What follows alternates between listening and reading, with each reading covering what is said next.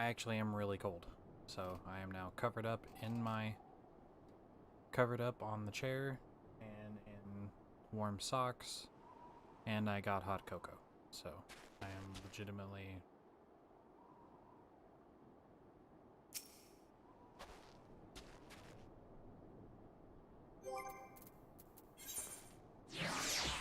Go away.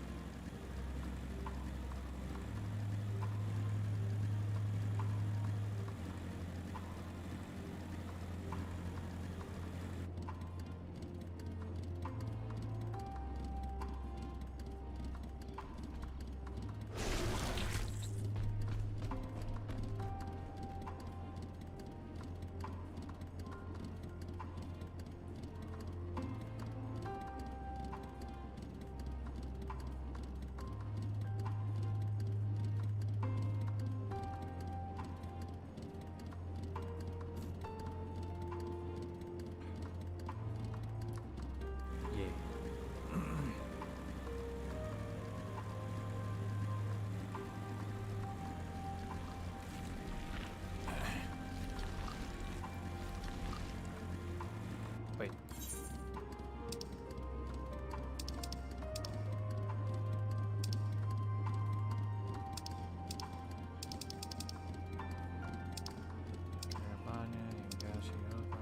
Hillspire.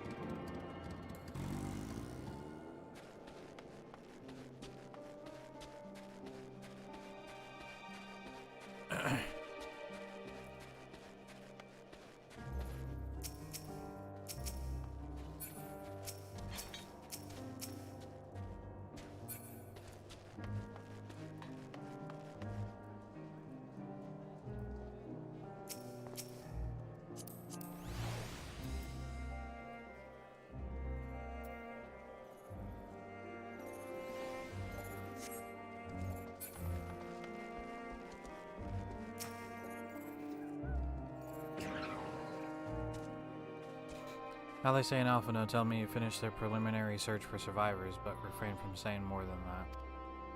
Clearly they are reluctant to provide details. Might I ask on your account? Or for your account?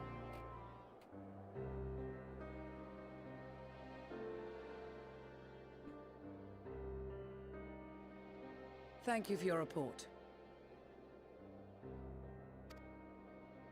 We shall inform the troops of these developments, and instruct them to proceed with the utmost caution should they encounter any survivors.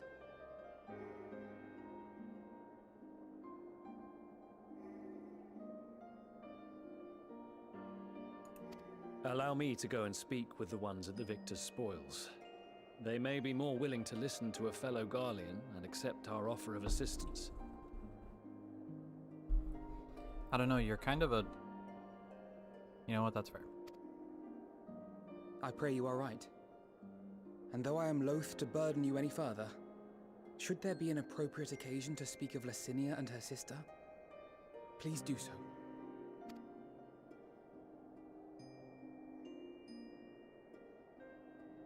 I am sorry to have put you through this.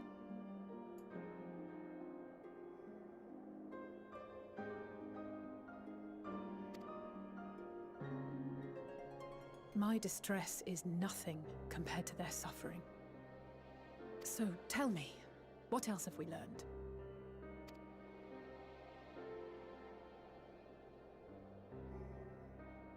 As you may have already heard, we have succeeded in curing the members of the Populares, Maxima identified.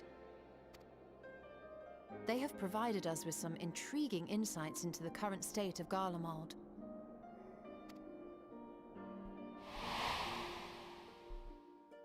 The assassination of Emperor Varus was the catalyst for the civil war. Nerva declared his claim to the throne, and his opponents refused to recognize it. Fighting broke out in the capital, where Nerva's Third Legion clashed with the First, who remained loyal to Varus even after his death. Of course, even Imperial warmongers would balk at the idea of turning their shining city into a battleground. Like burning down the wood to spite the wasps. Neither side would be so mad. Unless something or someone inflamed their animosity to such an extent that they could not help but act against their better judgment.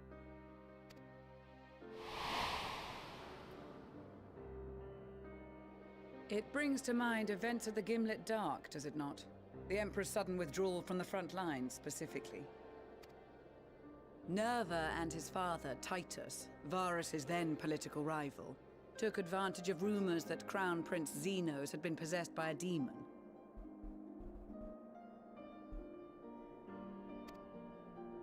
Elidibus, what better way to disparage your enemies than with the truth, or a close enough approximation?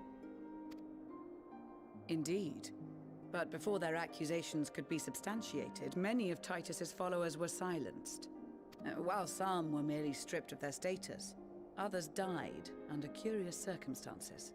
One after another, suddenly and suspiciously. Again, Elidibus. Like as not, he had a hand in it. No evidence was found to implicate Varus, certainly. Nevertheless, Titus, Nerva, and the Third Legion would have judged it a brazen attempt by the Emperor to rid himself of his political enemies. And then, in the midst of this growing turmoil, Varus Sosgalvis is murdered.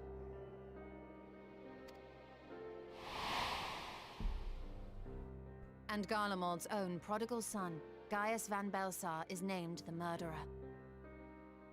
Shortly thereafter, Nerva claims the right of succession, and in response, the First Legion claims the assassination was part of a coup d'etat orchestrated by Titus and Nerva.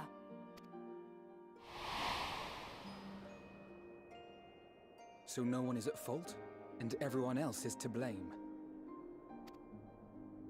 I should add that both parties received substantial financial backing, presumably to provide them with the means and encouragement to pursue a swift victory, and that these contributions came from the self-same benefactor. I'd heard House Brutus had been filling the Third Legion's coffers, but the First as well. It would seem so. Though the Populares determined that the First Legion received funds from a variety of organizations, all had connections to House Brutus. So Fandaniel, in the guise of Asahi, was playing both sides against each other the entire time. The information we gained from my friends does not end there. One night, shortly after fighting broke out, the capital was shaken by an immense tremor. From that point onward, they have no memories, no recollection of any events, including our clash on the Magna Glaciers. But when asked about the Imperial Palace and its bizarre transformation, they somehow recall Emperor Varus giving them orders in their dreams. May the Tower of Babel stand as testament to the glory of Garlemald. This sounds awfully familiar. Mm-hmm. We have something to show you all.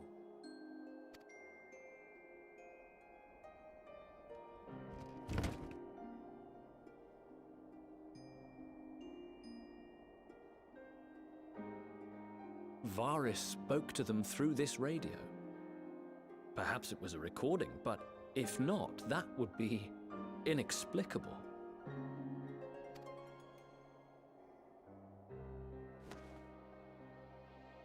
We are of one mind, then.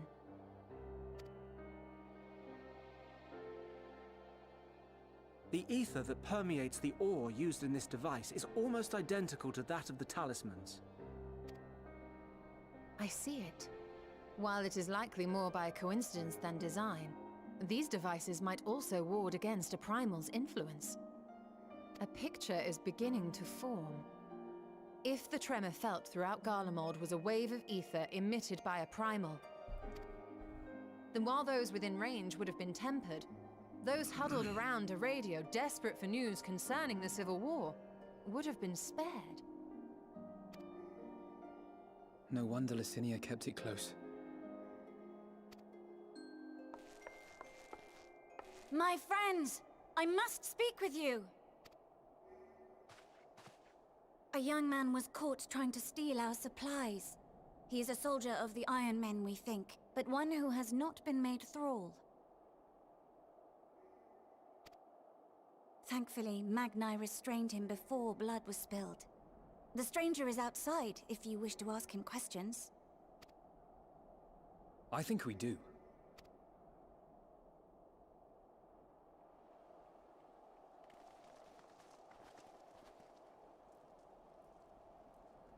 Who do we have here?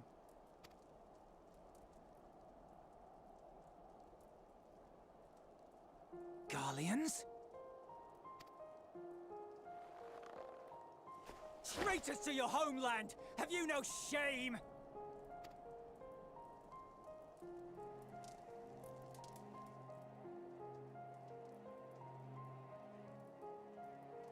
I am Lucia Junius, a Temple Knight of Ishgard. And you are? Iulus Pier Norbanus. And that's all you invaders will get from me. We are not here to invade Garlemald. Far from it. Like you, our allies in Eorzea and the Far East fight in defense of their lives and their loved ones even as we speak. But it is the people of Garlemald who have suffered most. This we know. And that is why we have come to offer you our aid, that we may unite against our common foe.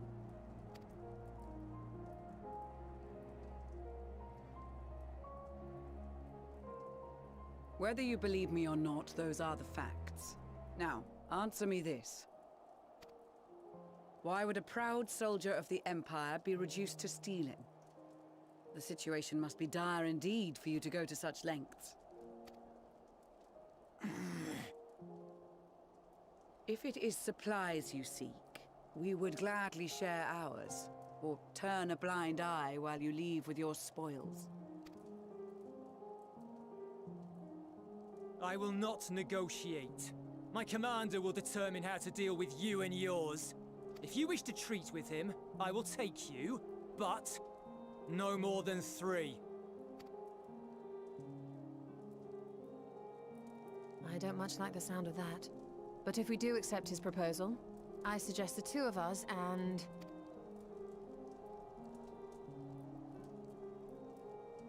Please allow me and Alize to act as envoys. May I ask why? We have seen with our own eyes the hardships the Garleans face. How their futures and lives hang in the balance. It's not the warmest invitation, but it's an opportunity to prove our intentions true.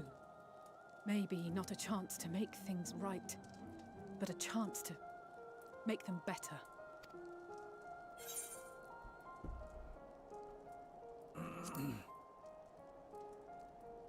Oh yeah, I'm absolutely going with you. But I would have had Lucia go.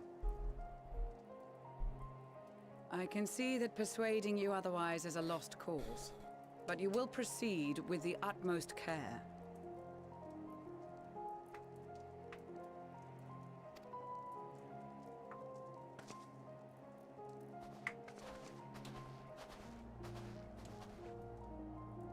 A couple of children and what? A sellsword? Is this an insult? Not in the least. You will find that they are more than qualified to speak on our behalf. There are many dangers on the road ahead. I will need that back.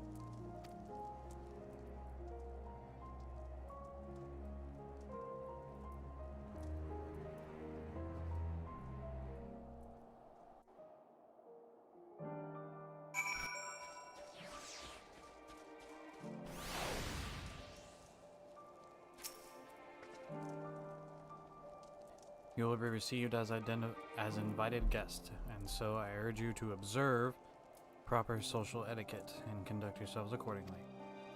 Their safe return takes precedence above all else. Remember this.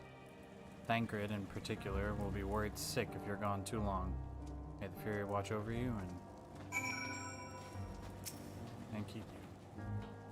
Are you and the children ready? I will explain the route once we're outside your camp.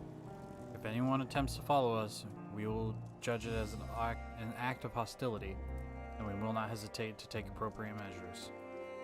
I would expect nothing less. You have our full cooperation. Yeah, let's get going, asshole.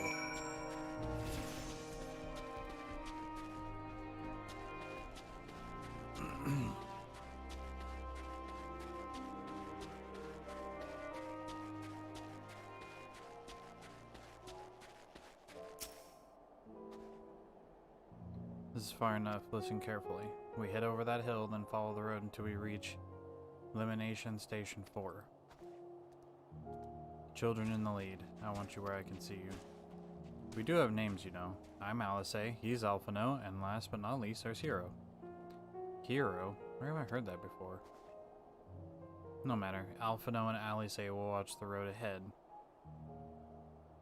while we bring up the rear. I wasn't lying about there being many dangers, so you're to run, not saunter, run towards the station. If you even think about going for your weapon, the deal's off. Should any creature bar the way, we go around them.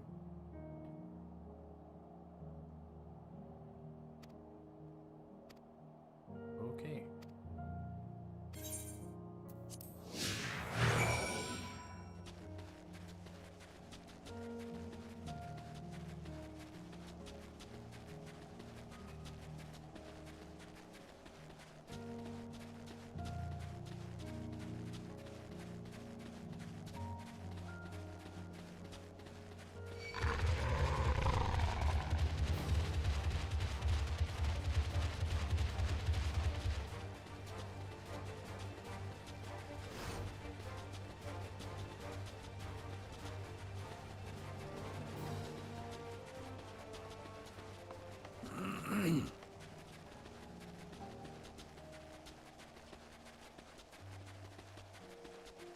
Aren't the twins like 16?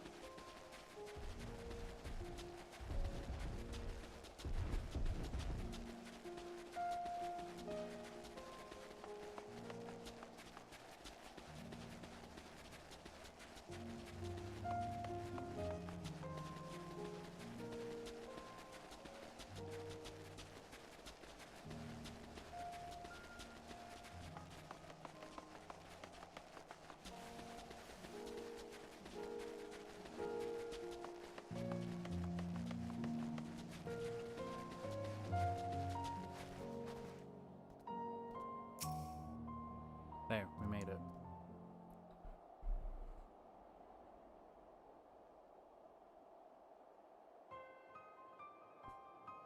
This is it, the first stop, that is.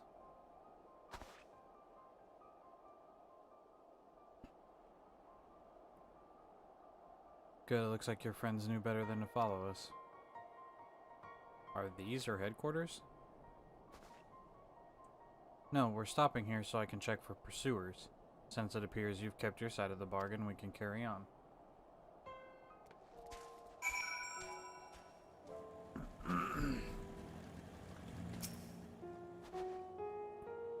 North of the station is Dororum? Domorum. Regio Domorum. One of the main residential areas, or at least it was. The afflicted roam the streets in packs. They'll tear us to shreds if given the chance. Keep close, no wandering off, understood?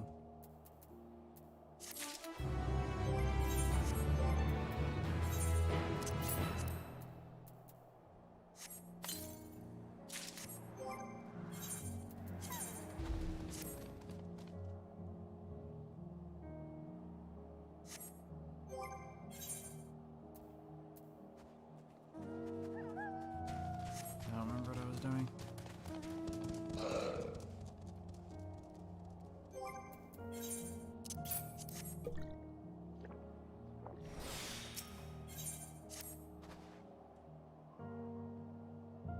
Keep to the left of the railway. While the route itself is straightforward, getting past the hordes unseen is anything but. Keep your weapons at the ready. They would attack their own countrymen? Aye, they spare their own, but slaughter the rest without hesitation. Though will try to avoid detection, the chances of sneaking by completely unnoticed are slim at best. I'll lead the way, but in an event we are seen, you're to fight them off. Those two will follow us, provided they refrain from drawing their weapons. While I doubt they would be foolish enough to stab their guide in the back, I will not take the chance. And with that said, let us proceed.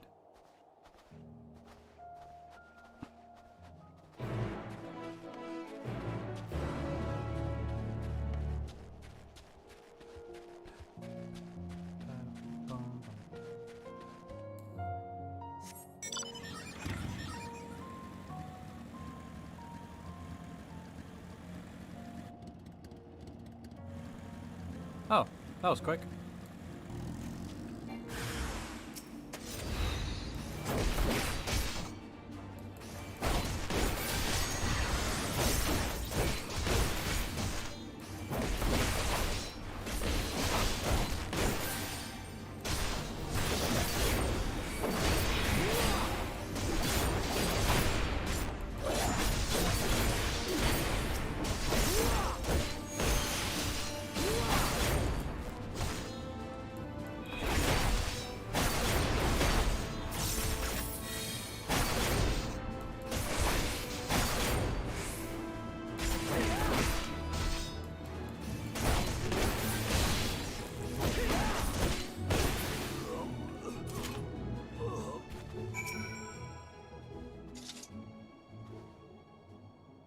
I see why your comrades chose you. Julius, our contingent has a cure for the afflicted, or tempered as we call them. Your people would need to be taken into custody that we may administer treatment, but they will eventually regain their sanity. Is that so? For all I know, your treatment would simply force them to forsake one master for another. As far as I and my legion are concerned, they are no longer our people. They're beyond saving. Those who thought differently and tried to reason with them were butchered for their bleeding hearts. Come, we have to keep moving.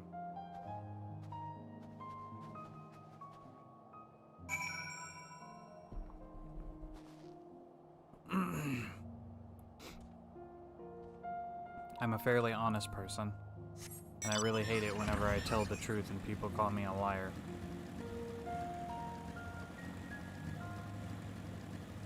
Me, personally, like as a person.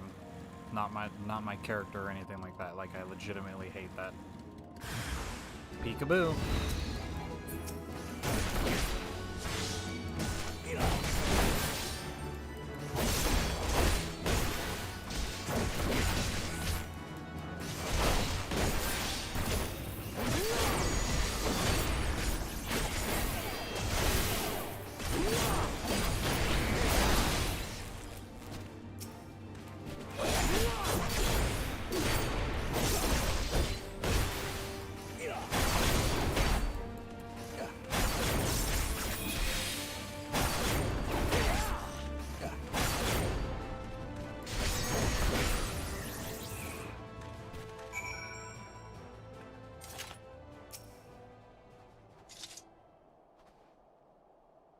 Looks like we're not followed. We will continue onward.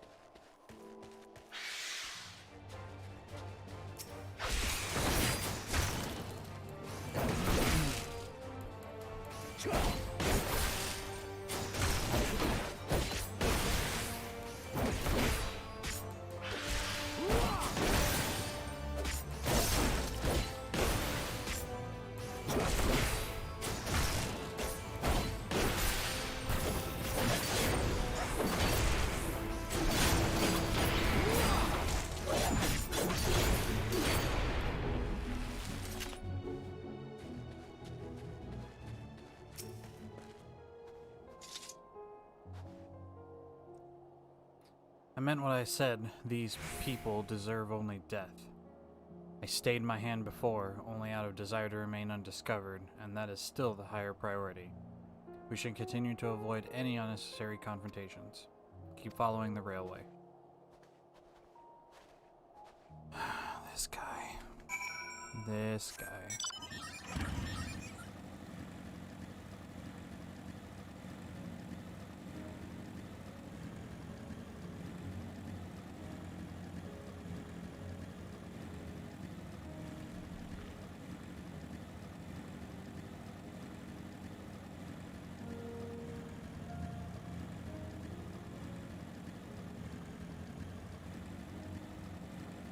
Can't imagine this antelope would attack me, right?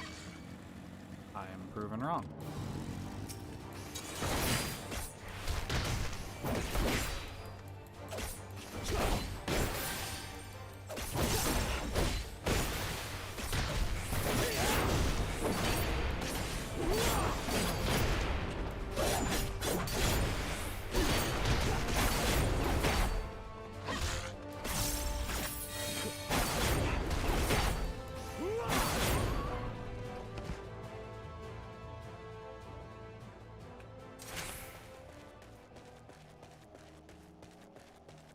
Now there's some bad guys. Sup.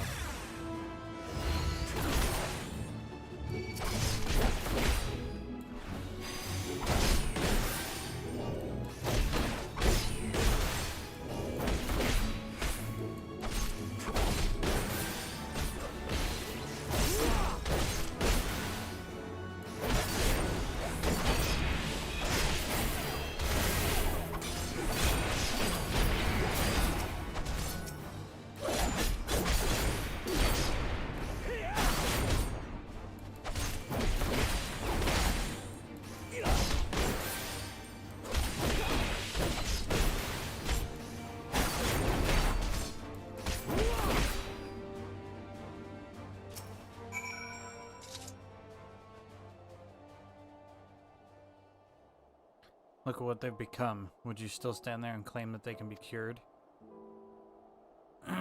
Those exposed to a vast quantity of Primal's ether may suffer severe corruption. Even with treatment, such victims are beyond salvation. Then you admit it. Now that you have seen these monstrosities for yourself, perhaps you'll think twice before speaking of a cure.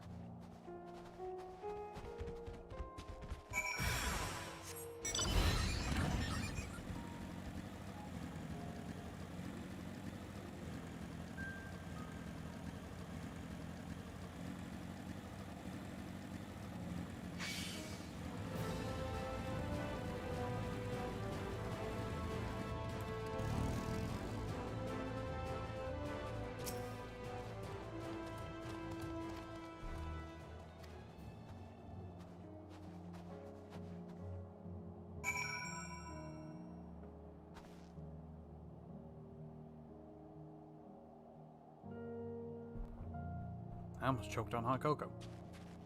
That'd have been great.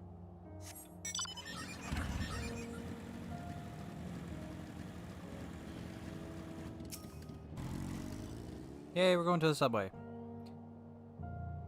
This is Tertium, one of Garlemald's largest stations. It now serves as our headquarters. I've already sent the twins ahead, and I'll be with you soon, so wait for me at the bottom of the stairs. Yeah, I don't like that.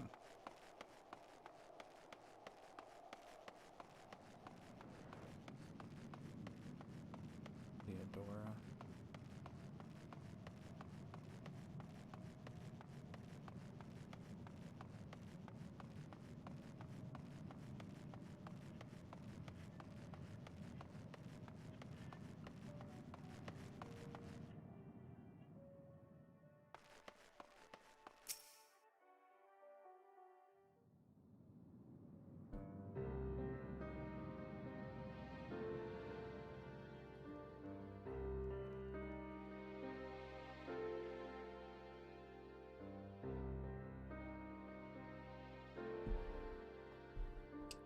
It's plain to see why they chose this as their base of operations. They could have done a lot worse. Even so, I imagine it's not the easiest place to live. Indeed, and if Julius was willing to make the perilous journey to Camp Broken Glass in search of food, their own supplies must be all but exhausted. They may be shielded from the wind and snow, but it's still bitterly cold. Much like Victor's spoils, it must be a constant struggle to keep their people warm. Lower your voices. While you may be here as my guests, the others will not take kindly to your presence. My commander's in the locomotive over there.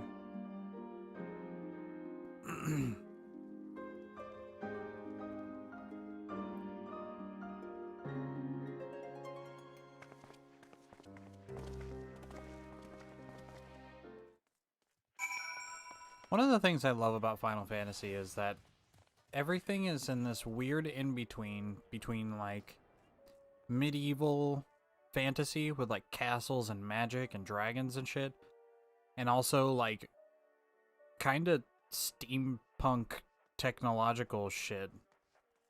Like they've got cars and trains and stuff like that, but then you go on the other side into another country and all of a sudden it's like, oh no, we don't have anything like that.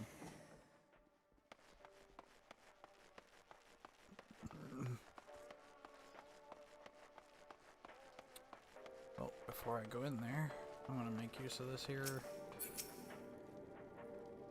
It's not responding. Shite. Well, it looks like they got stuff hooked up to the ether, right?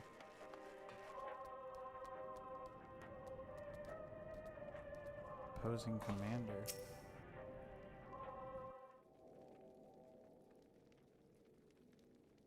Is this Gabranth? These are their chosen representatives. Very well. Let us hear what they have to say. Yes, sir.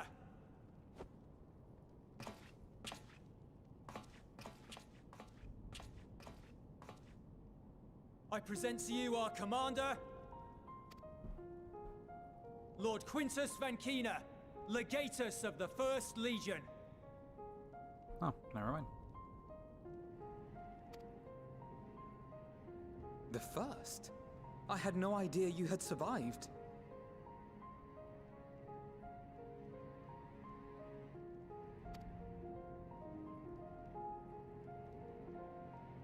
We lost our emperor, our city, more than half our troops.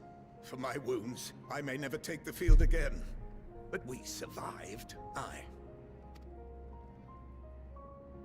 In a manner much to your liking, I dare say.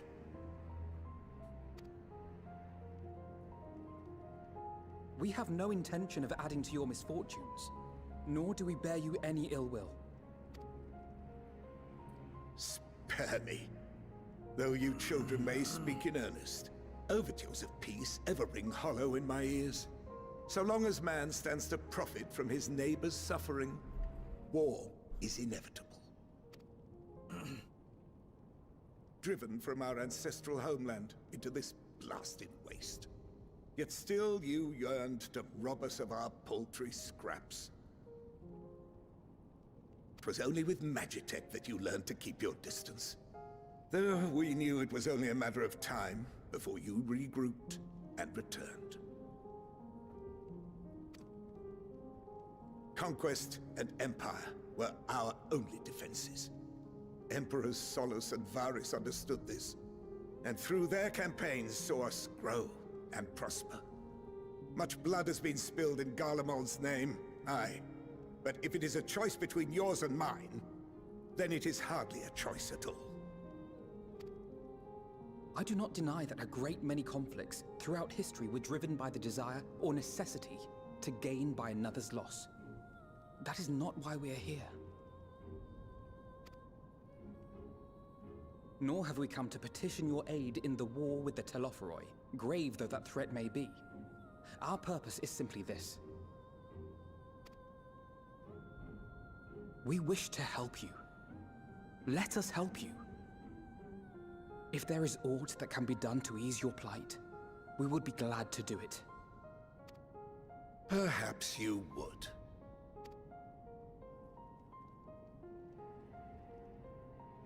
But regardless of the ideals you espouse, your leaders would not send an army into Garlemald if they did not stand to benefit. If we accept their aid, they will expect their efforts to be rewarded once the Telophoroi are no longer a threat. And after compensation and concessions, the great empire would be brought to heel. Her enemies rejoice at her downfall. Our third eye, a mark of shame.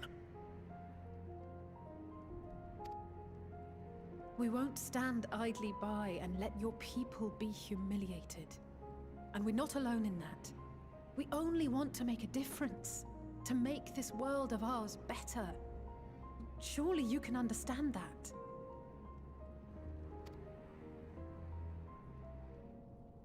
What I'm trying to say is, there are so many people who just don't care about making you suffer. And maybe that's almost insulting after all the suffering you feel the world has subjected your people to, but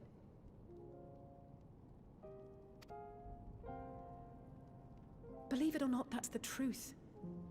And now we're here, and all we're asking is for you to tell us what you want, what you hope for.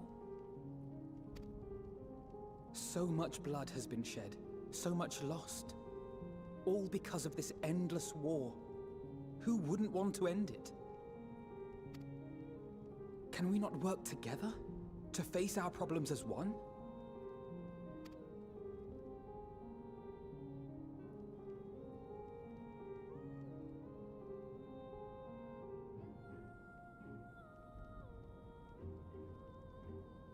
Answer me this, young peacemakers. If a world without conflict is your desire, why reject the unity and prosperity of Garlemald? Is it because we do not share your faith? That we do not share your heritage? That our ideals and virtues differ? That we cherish and hold in the highest that which you do not? Disparity is the root of discord, and peace built on compromise is flawed and fleeting. Happiness for one and all is a dream, and the reality is that to the victor go the spoils. That is why we Garleans will never submit nor surrender. For freedom and for pride, we will remain true to ourselves until the bitter end. That is my hope.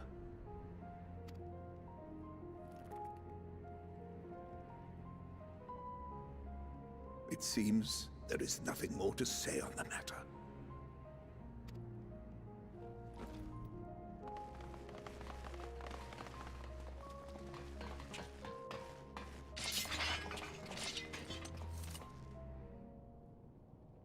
You will remain here while I decide what is to be done with you.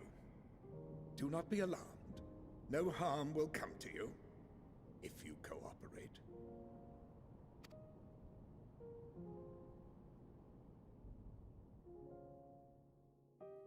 We will not resist. However, as your guests, I ask that we be allowed to speak with the other members of your group.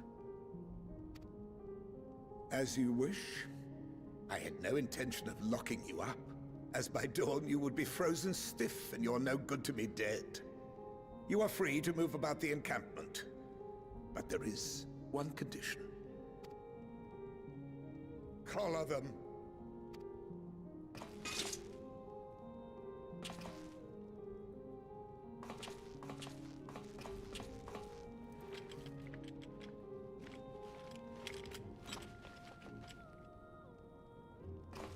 What are these?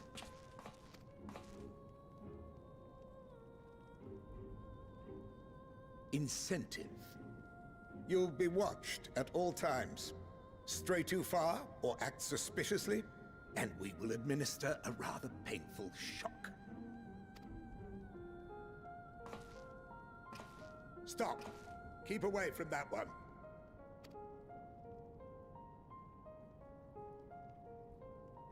The champion of Eorzea is not so easily cowed.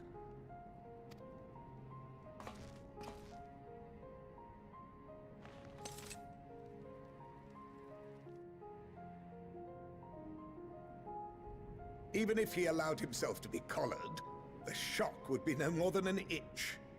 No. If he refuses to obey, we will activate the twins' restraints instead.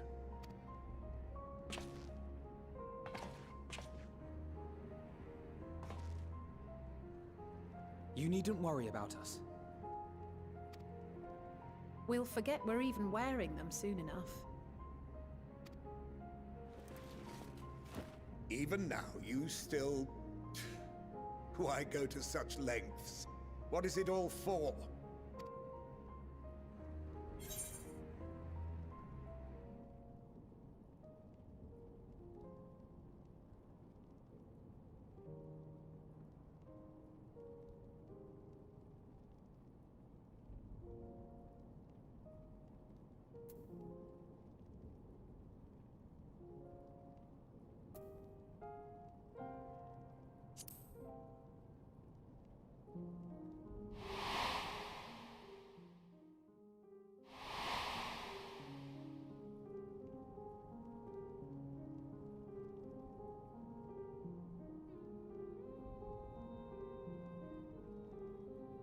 You are a curious one. A far cry from the merciless barbarian others paint you to be. You will be their warden. Take them away. Yes, sir.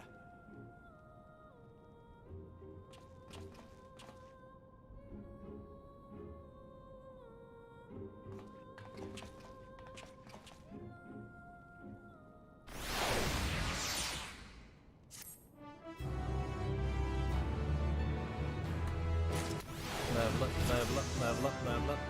83. I don't think I get anything at this level.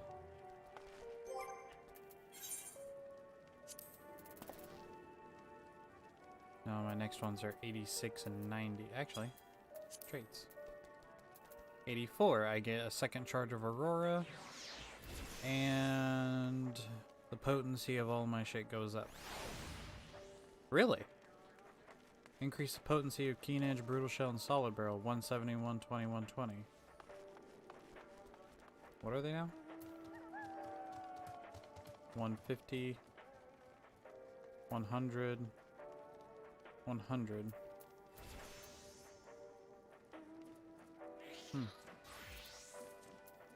Enhanced continuation. So that's hyper velocity. Whenever I get, what's that called? Yeah, it's just, that's hyper velocity. And then 3 cartridges, so that I can use double down. Dope. So next level we get some stuff.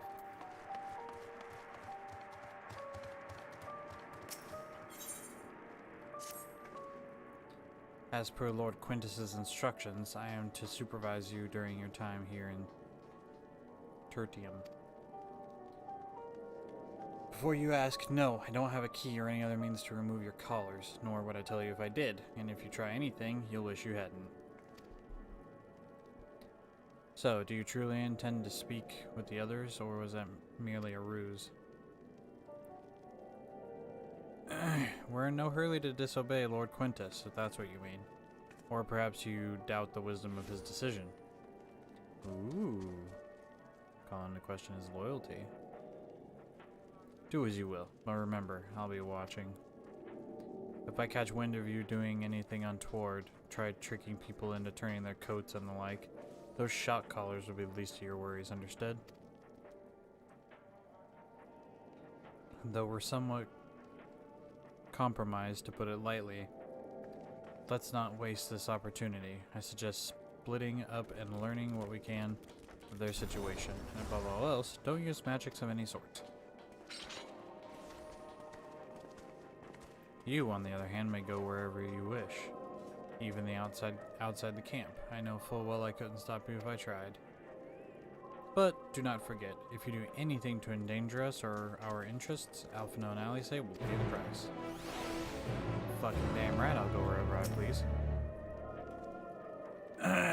You came with Julius, didn't you? Well, whatever business brought you here, you best keep your hand off that aetherite. It's deactivated, but I'd rather you didn't mess with it. There are others throughout the city, built by Garleans for Garleans. Could teleport all over in the blink of an eye, provided there is a terminal nearby. These days, however, we use the aetherite's power to keep this place lit. Though that comes at the cost of its normal function. I get it.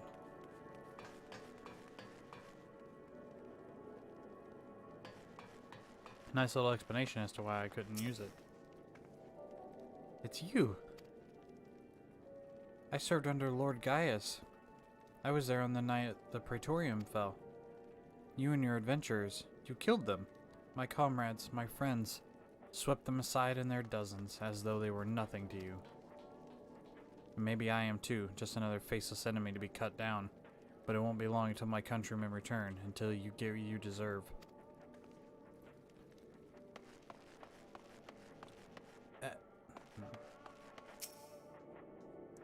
So cold. On the verge of losing consciousness. A mender and a junk monger. Wait, what did he say? Okay. Okay. I know who you are, the so-called champion of Eorzea. Come to gloat, have you? I'll wipe that smirk off your face. By the blood of our fallen compatriots, I swear I'll... Damn, tore the sutures. Of all the times, worst of the lot within striking distance, and I can't even muster the strength. If it weren't for this... if it weren't for the third bleeding us, we'd be in the end of you. Virgilia's treachery nearly cost Lord Quintus's life, but we made our escape, took shelter in the mansion, tended to the wounded as we prepared to strike back, and then night fell, and we gathered around the radio. Then the roar, the terrible roar. The capital was in chaos, but we were spared. If you can call this a mercy, mind intact but body broken, a soldier in name alone, I'd cut you down where you stand if I could, murderer. We are seeing the other side of the coin. This radio is the same model as the one used at Victor's spoils. Perhaps that's what saved the soldiers here from being tempered.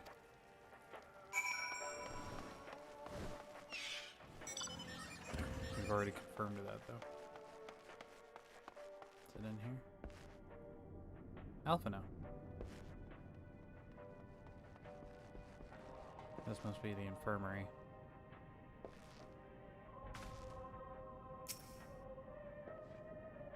Did you learn anything of note? Yeah, they fucking hate us.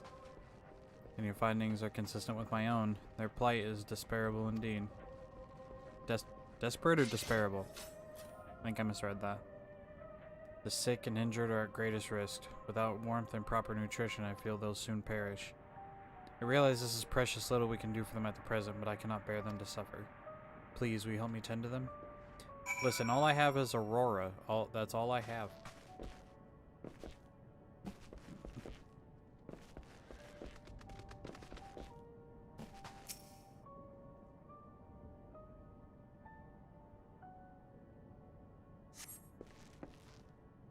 Who's there? My eyes, they can't see all that well. Thank you, the numbness has subsided a little bit. But I know I won't last much longer. You should look at the others who can still fight. Give them my ration. If me going hungry means someone else lives to see another day, then so be it. At least I can still serve in that way. Oof. I think I just stepped on that person. Sorry.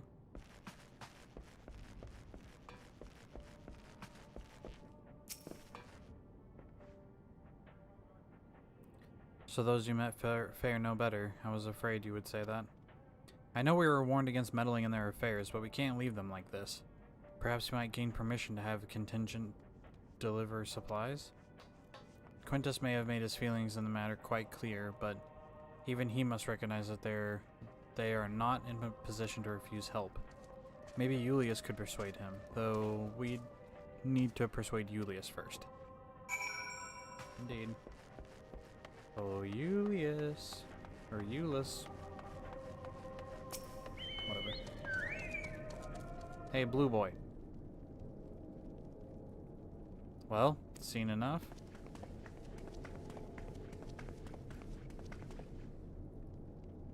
Eulus, the people barely have enough food and fuel to survive. Have you and the other soldiers been able to procure any more supplies? We've been scavenging provisions from nearby houses, as most families kept some stored away in the event that they were snowed in. Still, going out and getting it is dangerous work, and we've a lot of mouths to feed. Fuel is a greater concern, though. We had some ceruleum set aside until it was stolen. We haven't identified the culprit. Could have been other refugees or one of the afflicted, for all we know. Either way, we're down to our last dregs. Without the heating they need, those in poor health are only going to get worse instead of better. If the ceruleum you need, our contingent has secured a ready supply. We can have some sent over. We will not accept your charity. If we can hold on a little longer, the situation is sure to change. Aye, everything will change. Okay, but everything can change.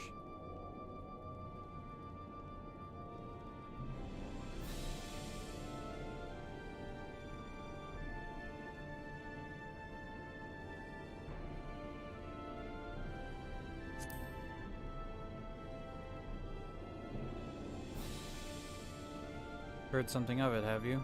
Well, from what I've seen, there's little you could do to interfere, so there's no harm in telling you. One of our scouts spotted a hooded man issuing instructions to the afflicted, or in the bastard's words, loyal servants of the Telepharoi. Then, he made his way inside the Imperial Palace, or what stands in its place. We'd identified the seat of the enemy's power, we realized. Lord Quintus dispatched a messenger to the 10th, saying as much, and instructing them to join forces with the provincial legions to prepare for a combined assault on the Telepharoi. Once our allies arrive, your contingent will be sent running for the hills, and then we shall reclaim the capital by our own hand. Now, how do you intend to survive in the meantime? At this rate, many of your countrymen will perish long before the reinforcements reach Garlemald. They need help now. Say the word and we can bring you the ceruleum.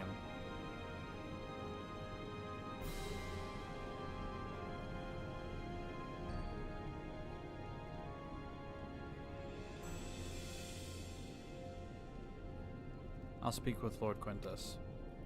Holy shit, he saw a reason. Crazy.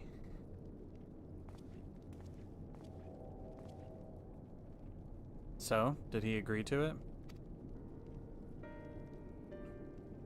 No, he will not place Garlemald in the debt of her enemies.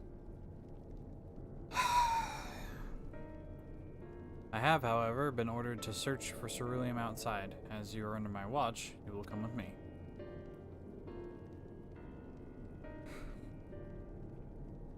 Very well. After all, many hands make light work.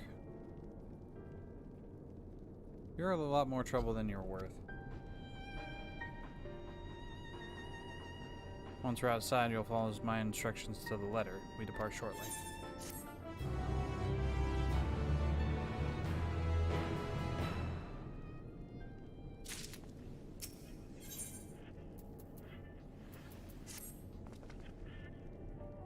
We begin our search for ceruleum in Regio Urbanissima. The first location is Forum Solius, a park to the northwest of the station. You'll remain close at all times and act only as ordered. Sure. What helmet are you wearing, buddy? Titanium. Hmm. Can I? Oh, I can mount up here. Let's go.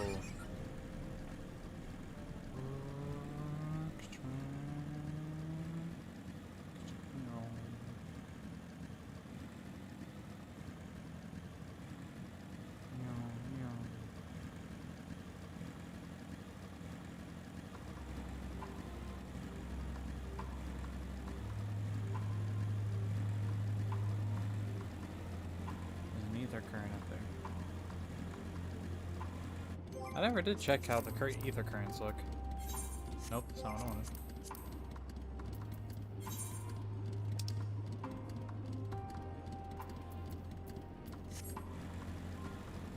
I'm gonna go grab this ether current real quick.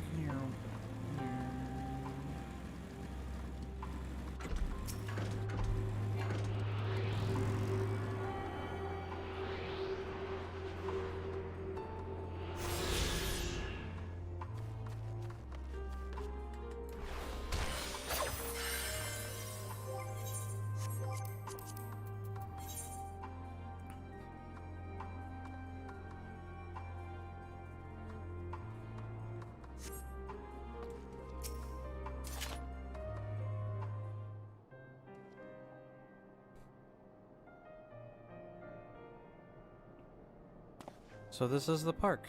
I'm surprised they found space for one amongst all these buildings. Actually, the recreational areas came first. The houses were later built around them. A healthy society requires communal space for children to play and adults to socialize. This park was named after the founding father of the Empire, the great Salus Galvus.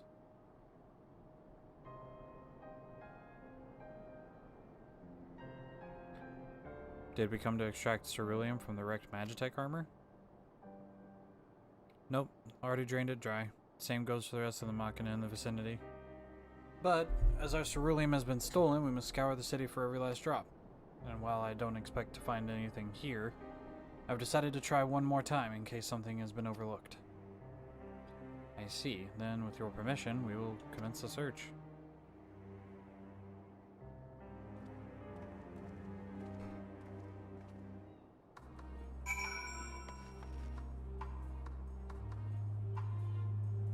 Bro, what gauntlets are you wearing? You are a terrifying person. Ash mask? And Nath arms? You are scary. Brohine, I don't know if you know this.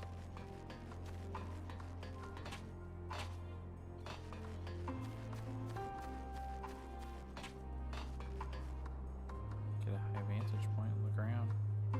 There's one thing here. I think I see something twinkling up there, I can't tell though. There's one thing over there. There's some Magitech lurking around. There's a slide. Alright. Start over here at the shop counter.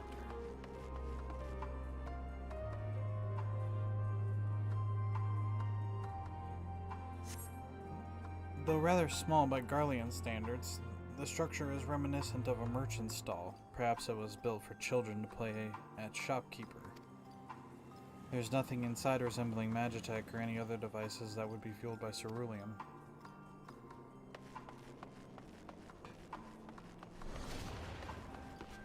Okay, I thought I saw something twinkling up here.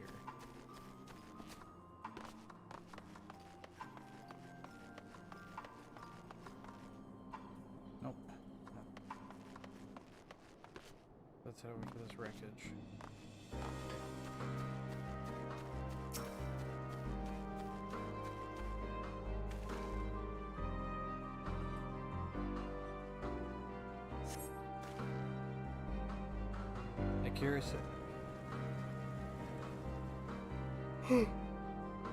A cursory inspection of the wrecked Magitech armor confirms that the fuel canister has long been drained of ceruleum, just as Julius said. Or Eulis. He said Eulis, or Julius, one of the two. Nothing here, there's a slide. This looks like this might have housed birds. Some sort of symbolic meaning related to this park. Even though this place is named after Solace, doesn't seem a statue of him. Well, at least not anymore. Maybe it was once a fountain, or somewhere the man himself used to sit. Not that it would matter, even if we knew, but I couldn't help wondering.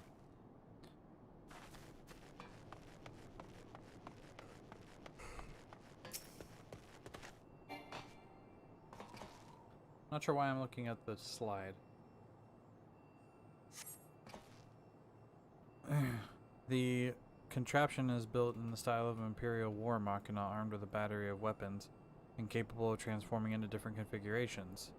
But on closer inspection, it appears to be no more than his children's slide. Oh my god. And they call us the warmongers.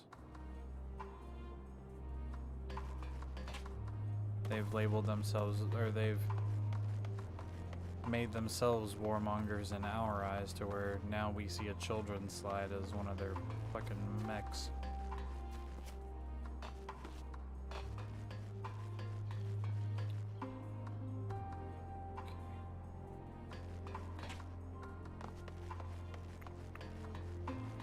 Let's go for a stroll. Maybe check underneath of this.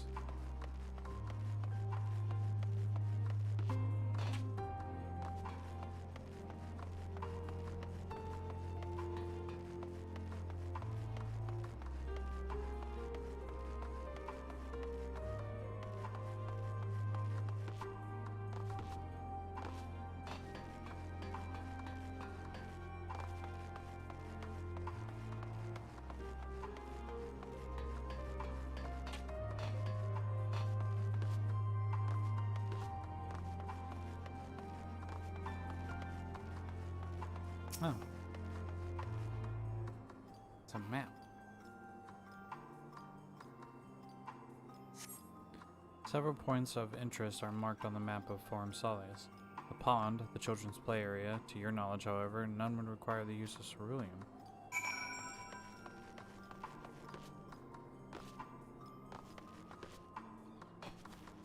Unless something fell into the pond.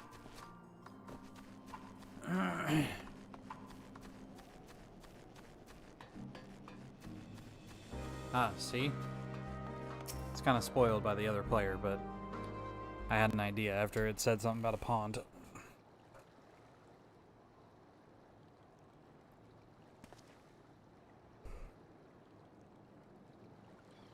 Oh, it's you. Any luck? Nope.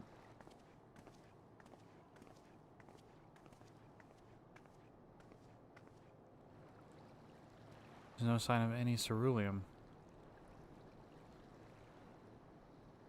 Hardly surprising, but disappointing nonetheless. I couldn't help but noticing you gazing at the pond. Is something the matter? What? Yeah, I mean, no. It's just I used to bring my brother and sister here to play. The pond was heated to stop it from freezing over, so like all the other children, they just had to wade in and splash about. Would have stayed there if it didn't drag them out. Oh, would have stayed there if I didn't drag them out. We'd be sopping wet when all was said and done every time. And every time when we'd get home, Mother would scold us, saying we'd catch our death walking around like that. The pond was heated. Yep. With a cerulean power heater by chance? I suppose it must have been. Come to think of it, I remember seeing engineers changing out a tank beneath the hatch. That was a long time ago, when the water still flowed clear and wasn't this brackish muck. We can't see a thing, and I can't remember where the hatch might be. With the machinery most likely broken, the amount of filth in there is probably the only reason it hasn't frozen over. I'd wager it's still unbearably cold, though. What are your thoughts on magic? The average Guardian would jump out of their skin if they saw it. But the first has a few foreign signiferi and medici, so it doesn't scare me. Then I take it you won't mind if I employ a little. Alphino, as you have a knack of finding dry wood, why don't you bring me some? Once that's done, a blast of her fire should do the trick. Leave it to me.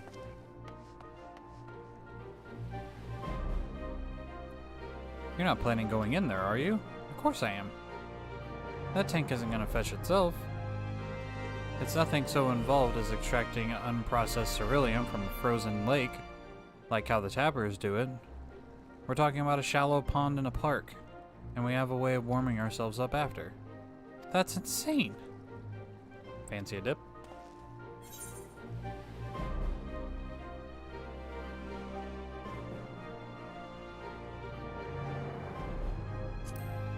A little friendly competition might make things interesting.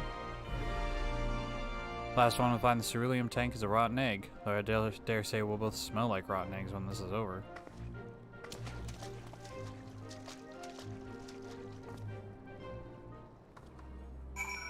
Yeet! I thought it'd be deeper. Something in here? Check in there. You delve into the murky water, but come up empty-handed. To add injury to insult, the icy wind in your damp clothes chills you to the bone. Oh shit, okay.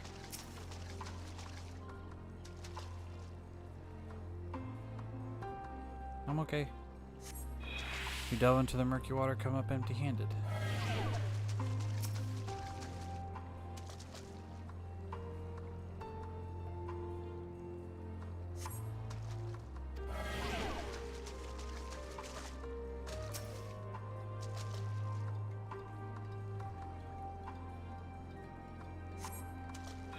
Your fingers catch something that might be a handle. Freaking cold though. Found it.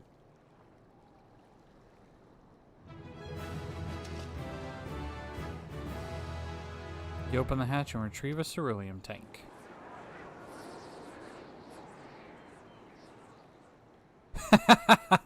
However, your grand discovery comes at a personal cost, as you become acutely aware of the freezing cold and rancid odor emitting from every ilm in your body.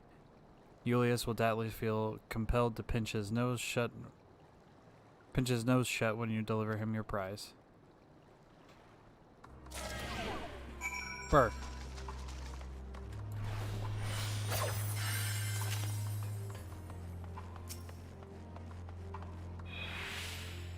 Did you find anything? I hope you did. Ceruleum tank.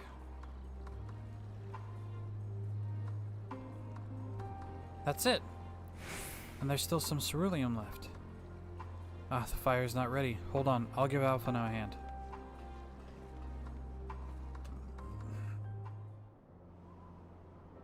It would have been more frightening if it would have chunked harder. Call me in, Uldan, because by fire I am reborn, and my clothes are mostly dry now too.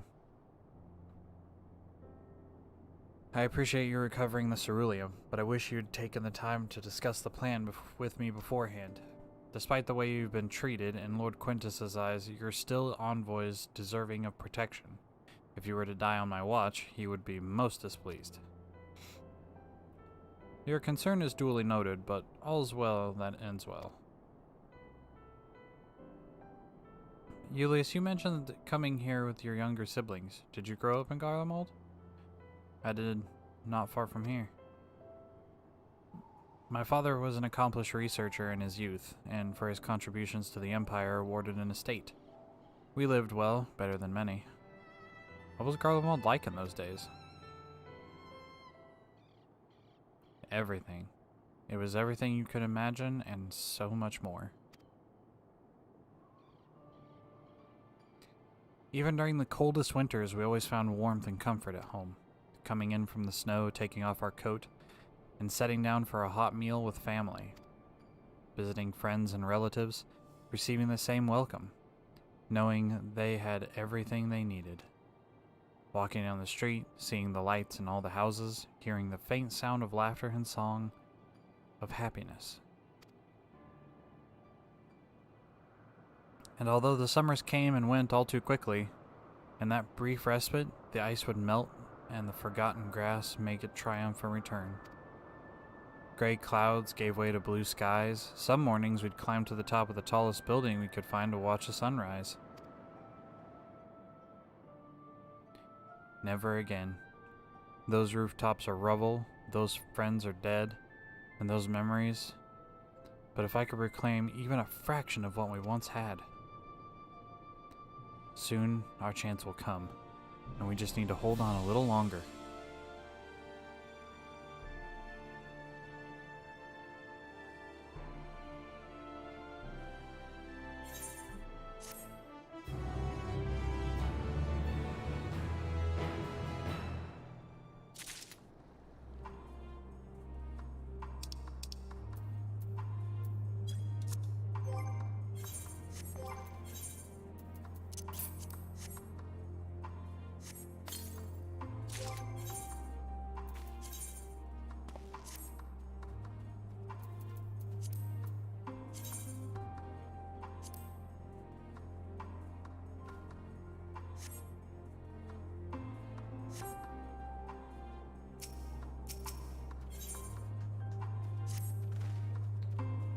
Alright, now that you've recovered from your escapades in the pond, there's another location I'd like to search just outside the park.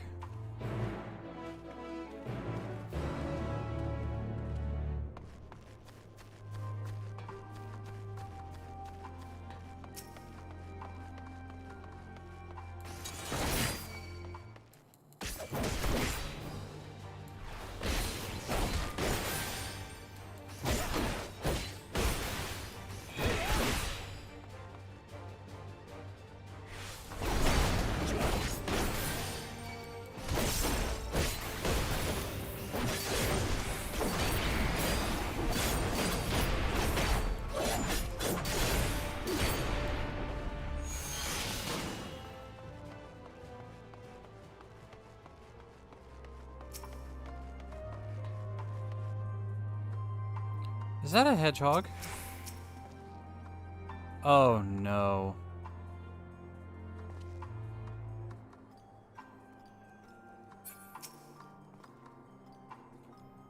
As you can see, the place is littered with the remnants of various types of war machina.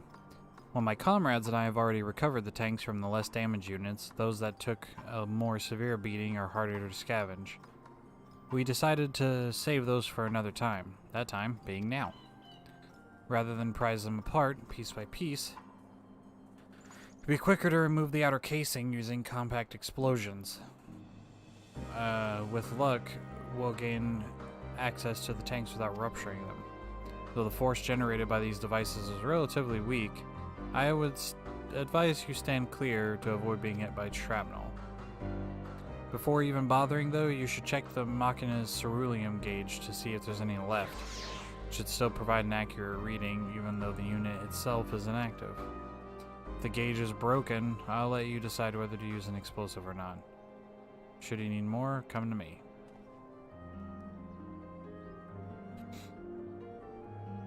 Understood. Let's get to work.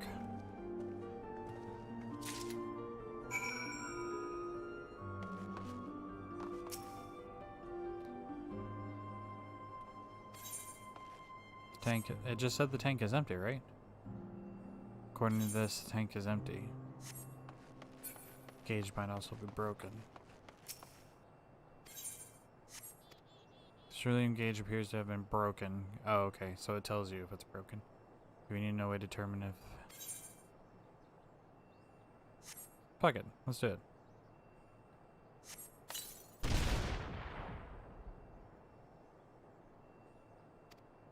It's empty.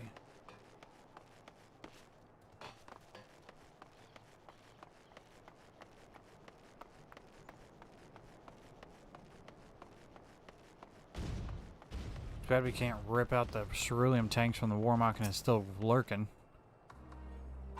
This fuel tank is empty. No, it said the tank is empty.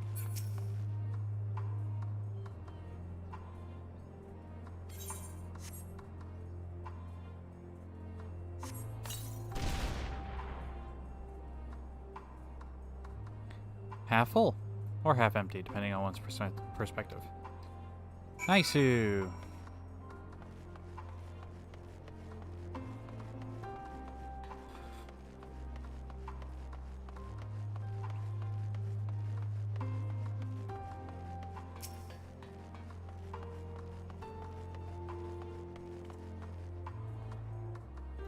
More explosives. Wait, is that what I think it is?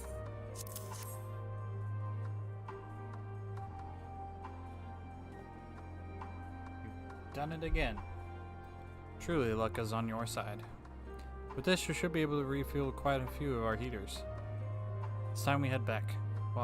Wait here while I go and see Alice and Alpha are faring.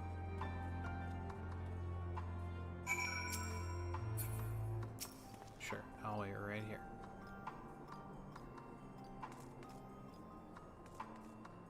Yeah, this relic is gonna last me a while.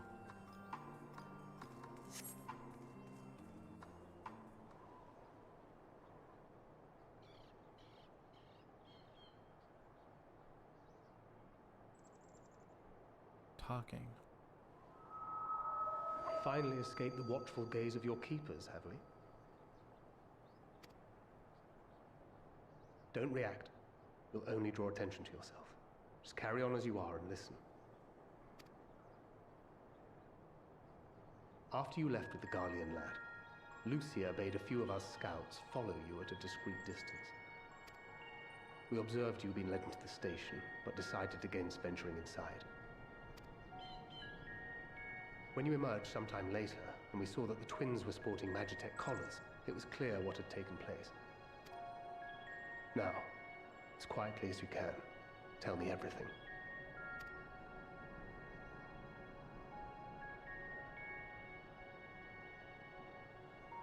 The Legatus himself, eh? Now there's a surprise.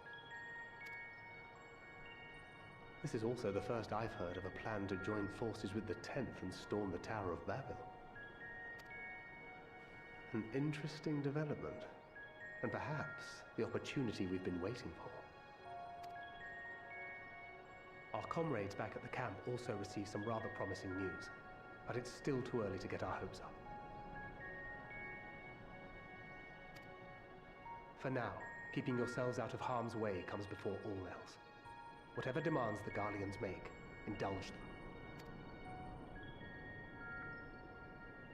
With luck, this will all be over soon. Until then.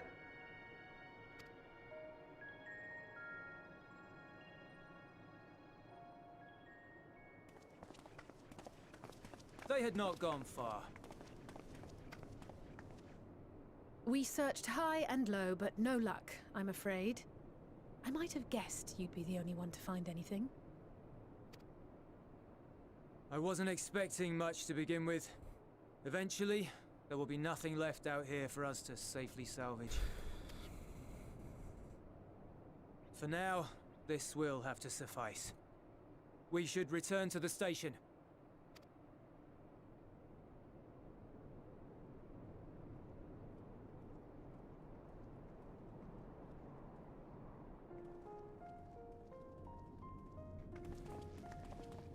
Ah, there you are.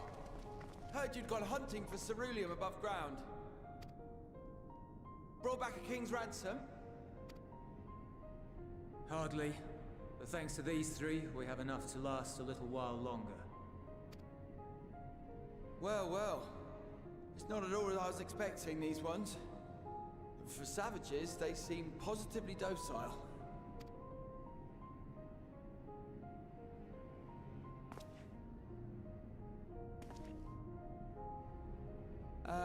It's a poor attempt at humor. In all honesty, I'm grateful for your efforts. But even with another night of warmth, there are those among us who may not live to see the morrow.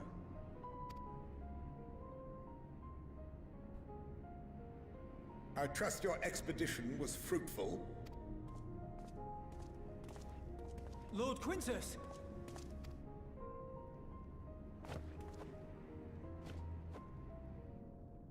Use what you procured to refuel the armor.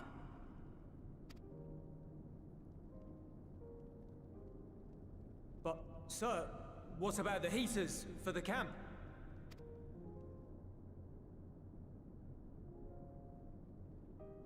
The time for action is upon us.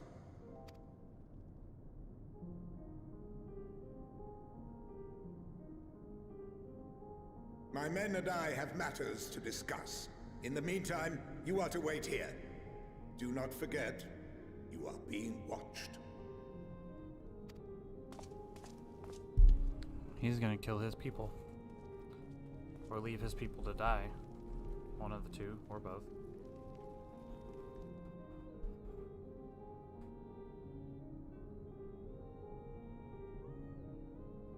The time for action. What did he mean by that? He might be wanting to go after us. I can only speculate. Clearly something requiring their magitech, given what we just heard. Whether they plan to utilize it now, or after they join with the 10th, is another question.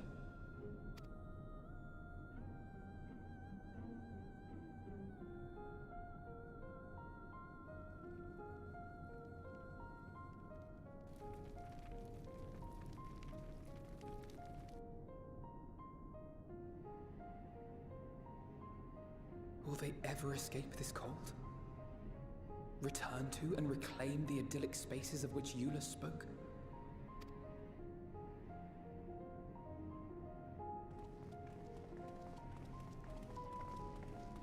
Oh boy. Finished your war, Council?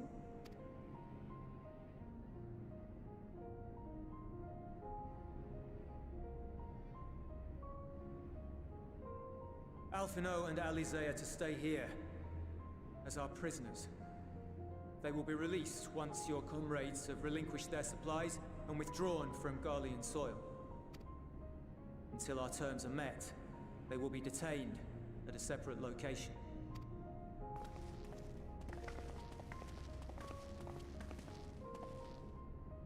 After everything we've said and done, this is how you treat us. Our allies have but limited supplies. They may stave off cold and starvation for a short while, but what then?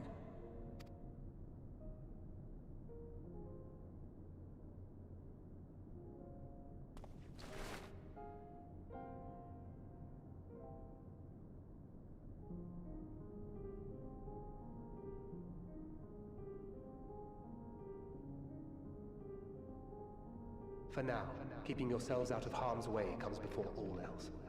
Whatever demands the Garleans make, indulge them.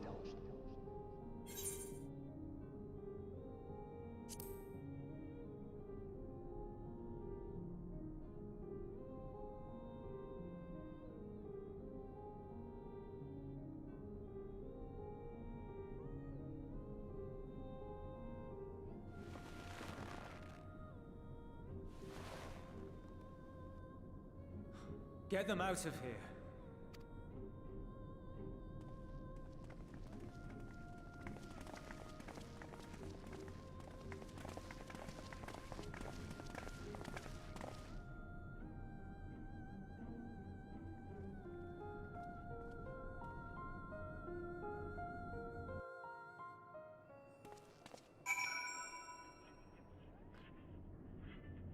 Something's not right.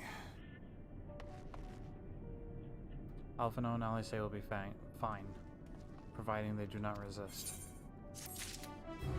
You damn right they'll be fine. Because if they're not, I will personally become Vlad the Impaler on all of you. You will accompany me back to your camp, where I will meet with your leader and present Lord Quintus's demands. Before we depart, however, there is something I'd like to ask you. Assuming your contingent complies, the supplies they surrender will need to be transported here. That task falls to Legionaries Marcellius and Octavia, who will pilot Magitech armor to your headquarters, and you are to inform them that they are leaving shortly. Tell them to ask the eel for further details in those words.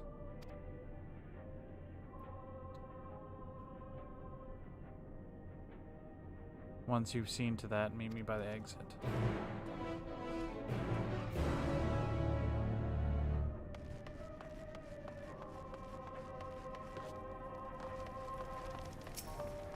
Oh, this guy. You again. Ask the eel, he said. So that's the way of it. After all this.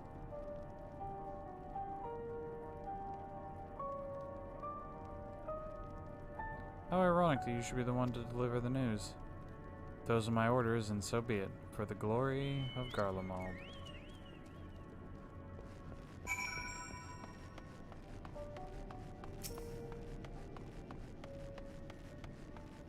These are the two people that called me murderers. What do you want with me? Ask the eel, so Lord Quintus has reached a decision. I knew he would understand. He would recognize the savage as a ruthless, merciless creature, and to defeat him, we too must be uncompromising.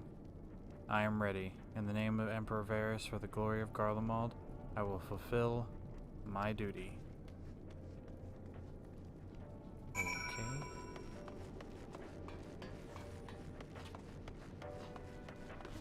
This means they're either gonna turn against Quintus.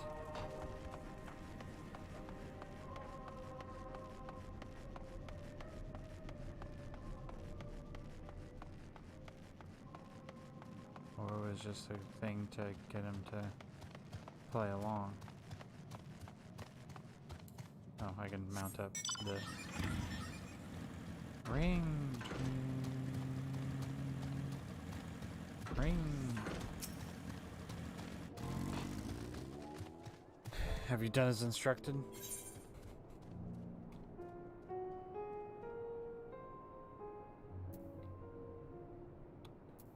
Yeah.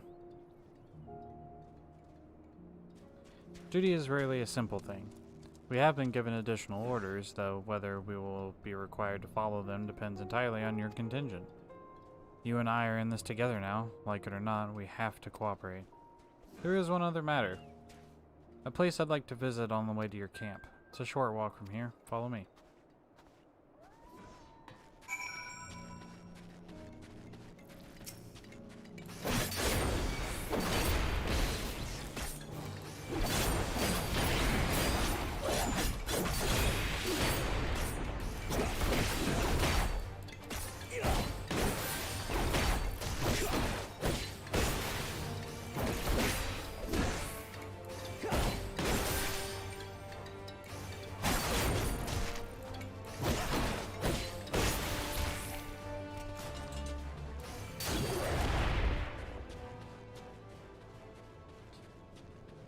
Going back to the park?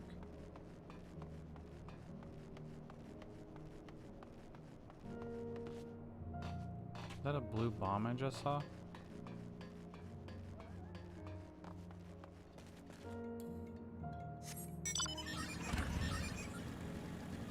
No.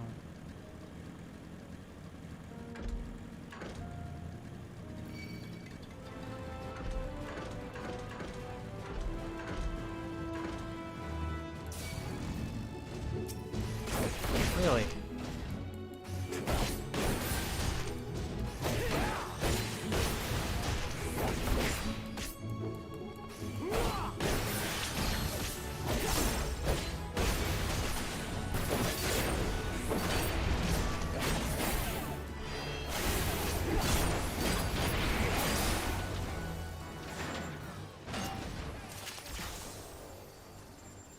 Julius lingers by the ruins, reluctant to leave and reluctant to stay, unable to move on. I bet this is his house. Something like it.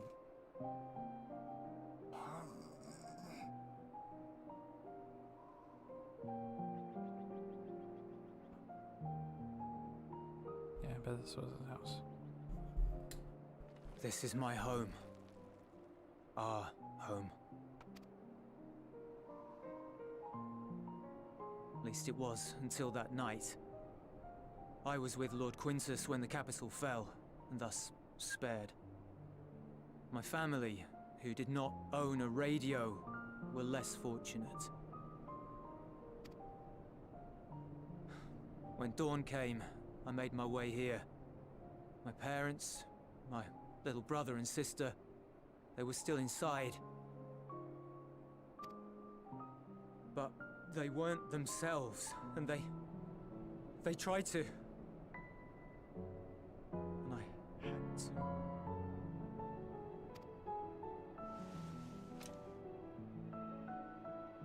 I'd promised to take them away from the capital that very morning, to somewhere safe, to hide until the fighting stopped.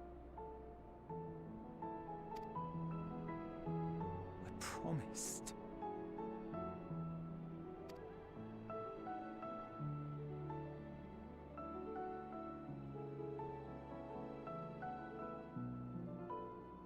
The Garlean flag bears a chain, the bonds between our countrymen. A red link at its center, the blood of the fallen. Our loved ones who lived and died for Garlemald.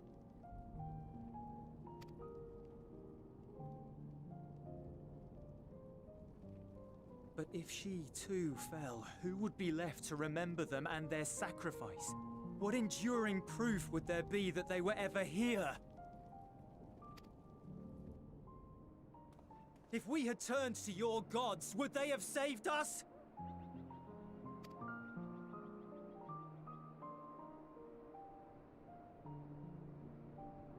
I'm sorry, forget I spoke. We should go.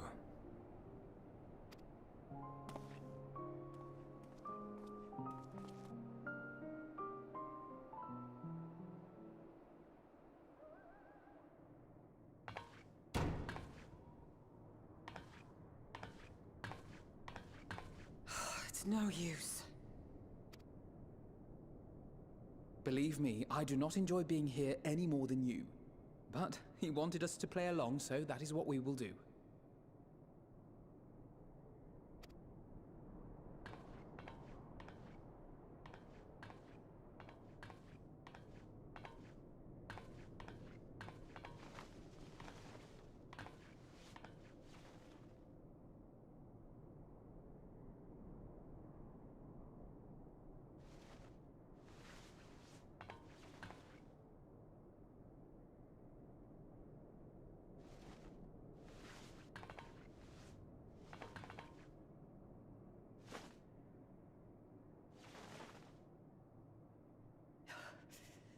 So cold. Painfully so. Unbearably.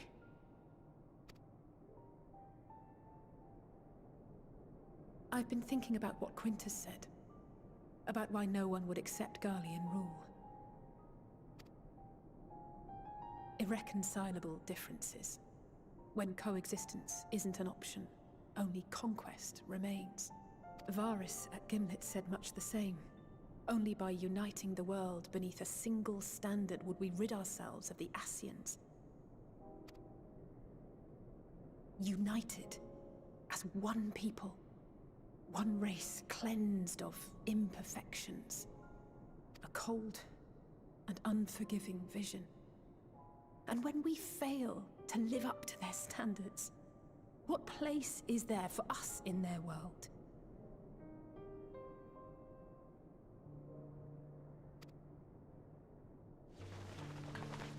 But the truly sad, truly frustrating thing is how damnably similar it all is to the lofty ideals of Father and the Forum.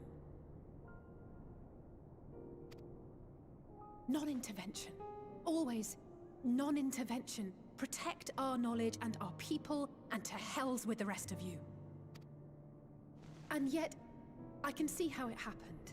Varys and Father looked to their elders for guidance and took their virtues as their own. But for this world was of their making. In who else could they place their trust? All of us lost in a sea of chaos. Searching desperately for purpose and meaning. But it shouldn't just be an extension of another's. It has to be ours. It has... We all have a stake in this world. No one should be silenced. I won't deny that we lack the experience of people such as Father or Quintus. Perhaps they've come to see the world as a series of problems, and the most efficient way of solving them, to reduce everything to fundamental forms. A stone is a stone, a cloud, a flower, no more than that. Simple descriptions that strip the subject of distinguishing characteristics. A man is a man, divided according to race, creed, or allegiance, and to some, defined by such associations. Is that what you think? In my misbegotten youth. But what I believed wisdom was no more than aggressive ignorance. I've since learned to look beyond the banners and the politics. To see people as individuals with their own hopes and dreams. As for my dream of building a better world, well, every day I'm reminded that it is far more complex than I had ever imagined. But it only spurs me onward, to find the wisdom and the strength to see it through to the very end.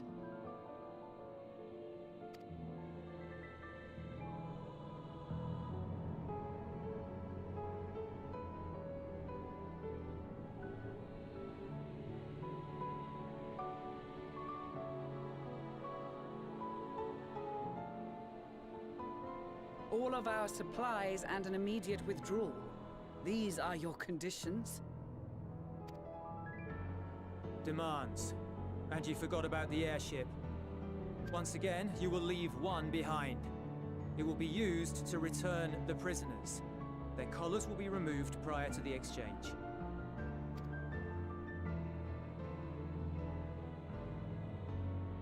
So in the end, not even Father's expertly worded rhetoric could deter you from your chosen course. Huh? Not that I thought for a moment that it would. I've no love for violence, of course, but ours is a cause worth fighting for. I just wish he'd realize it too. Sometimes the only way to protect the ones you love is to take a stand, to refuse to suffer in silence.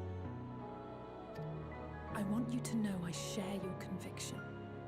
Whether it be on the battlefield or in the debating chamber, I won't back down. I guess what I'm saying is...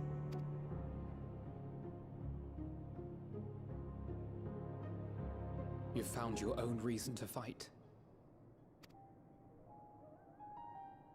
Yes. Yes, I have. God's willing, there will come a day when we can finally lay down our arms, and there will be peace.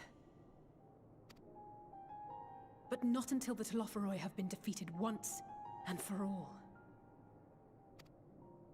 And you, brother, will have a vital part to play. By your words and deeds, you'll lead the way. I pray I am up to the task. That's a red flag. There'll always be naysayers. Those who think us fools for even trying. It's easy for learned elites to criticize earnest efforts and assert their moral superiority, all without offering alternatives. Not that their sophistry has ever wounded you. So stubborn and strong. Stronger than you even know. Don't ever change, you hear me? If you stumble, I'll be there to catch you. Or give you a thick ear. Maybe both, for good measure.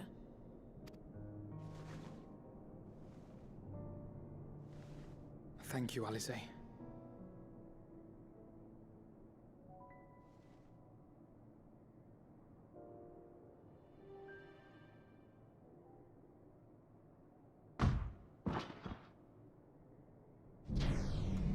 Here comes Daddy Thancred. Oh no, it's Justinian. Thancred's probably around the corner.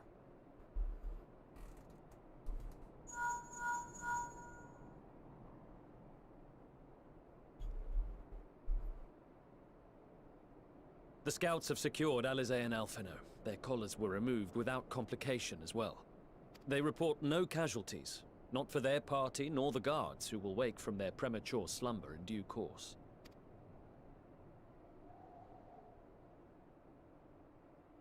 It would appear the situation has changed. I propose new terms. We have information that will be of great interest to Lord Quintus, and I wish to speak with him in person.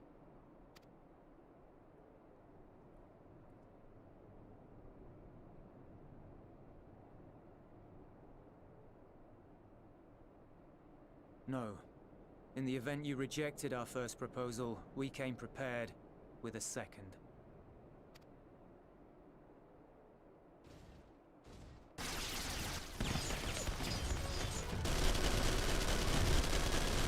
Ambush! You idiots. More are coming! Make ready! We, the loyal soldiers of the First Legion, proud servants of Garlemald, of the fallen Emperor Varys, shall safeguard these lands from the barbarian hordes until our countrymen return!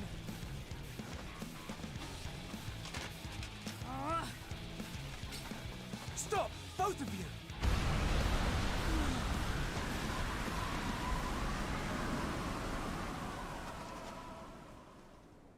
Ooh.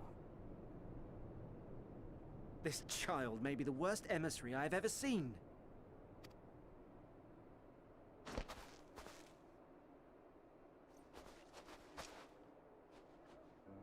We received an urgent communication from the Grand Company of Eorzea. Damn. Envoys from the Imperial Army, led by members of the 10th Legion, came to Alamigo and requested an audience. They explained that their efforts to coordinate the reclamation of the capital with the aid of the 4th, 5th, 8th, and 12th had ended in failure. Communication between most legions has broken down entirely. Most of the 10th's conscripts have deserted, leaving their forces severely depleted. That is why, unable to continue the fight on their own, they and their allies turned to the Grand Company of Eorzea for aid. Lies! Every word! It is the truth, and I have not finished. The 10th has requested that we deliver a message to Lord Quintus. Have the ill stand down.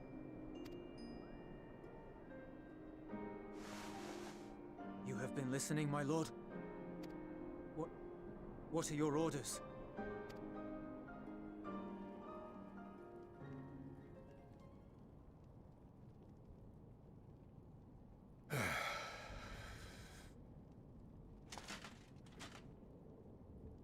Inform her that we will honor the 10th's decision.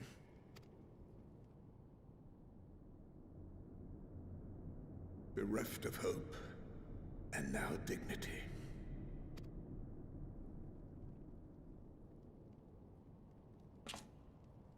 I release you from your duty. All of you.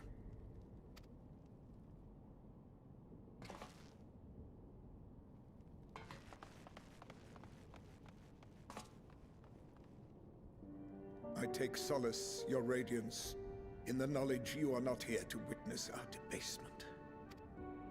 'Twas a grand, glorious dream we shared. Of a world united, of peace and prosperity.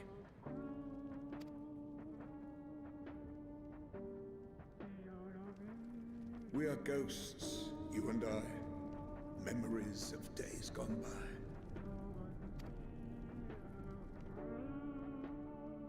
Bonds forged in blood that I will not see tarnished.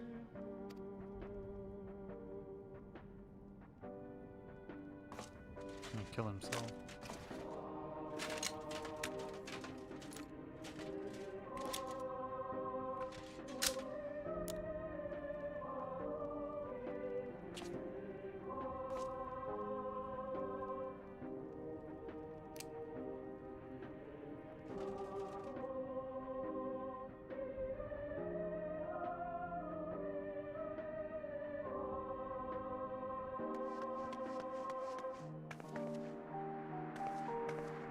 Quickly!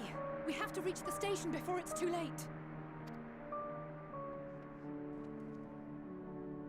If there is still a chance that Quintus will agree to a truce, we must take it. No. I just hope we get there before he and his men do something rash. No, he's dead.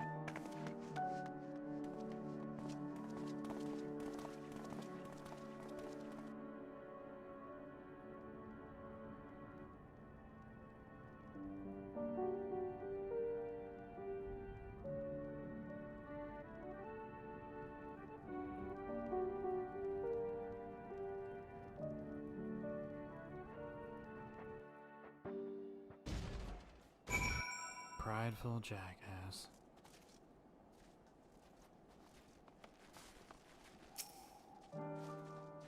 Too caught up in a dream that was dead. Much more has occurred since last we met. As for determining what comes next, we must speak with Lord Quintus. That motherfucker be dead. Dead as fuck. Before we proceed, tell me what you know about the First Legion and the disposition of their forces.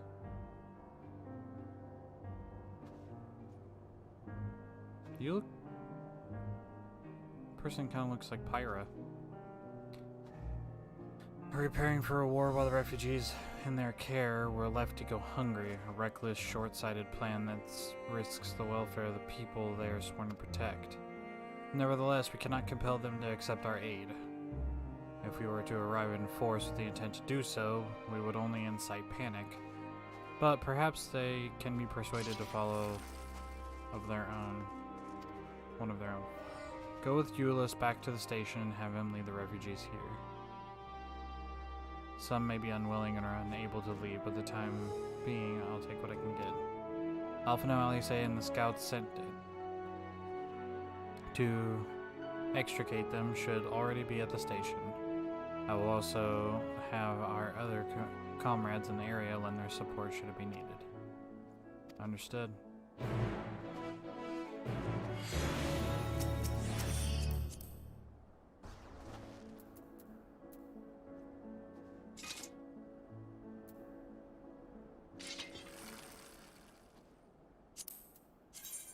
That's not what I wanted.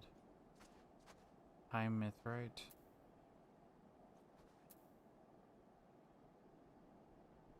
Skin.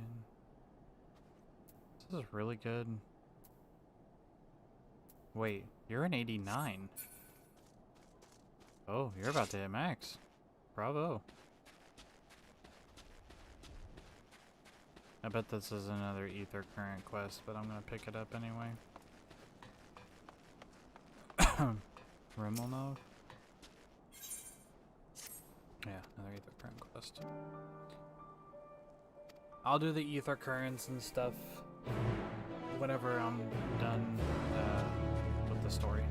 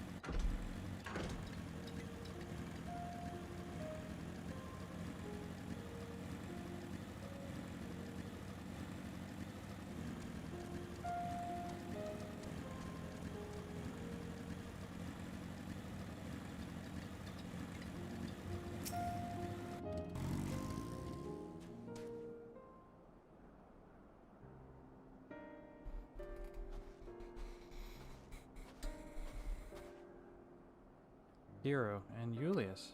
I keep saying Julius, it's Euless. We arrived just before you did, and too late. Too late for what? What happened? Lord Quintus took his own life. After the news about the 10th, he relieved us of our duties. Then, when he was alone, he wouldn't. He did.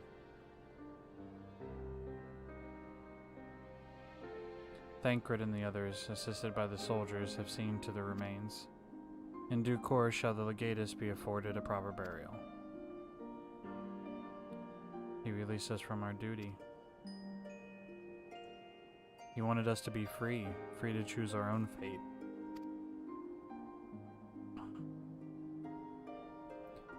Without him to guide us, I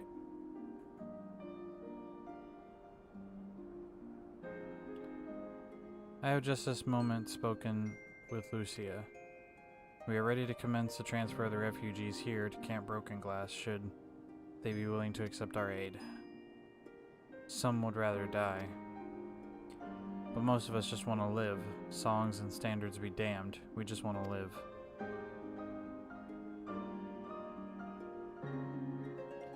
We'll need to speak with the refugees. They'll have to decide for themselves if they wish to come with us.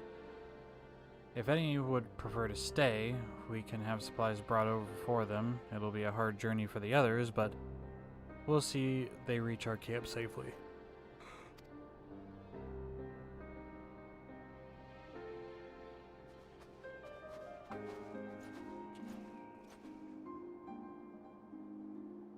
Alright.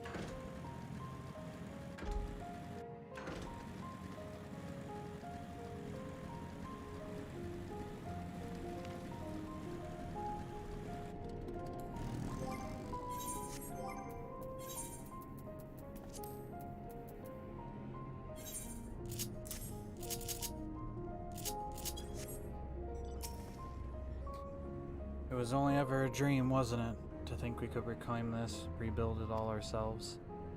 Before this all began, I sent my wife and daughter away to the provinces. If there's a chance I might see them again, I'll take it. So take me with you, please. Sure, buddy.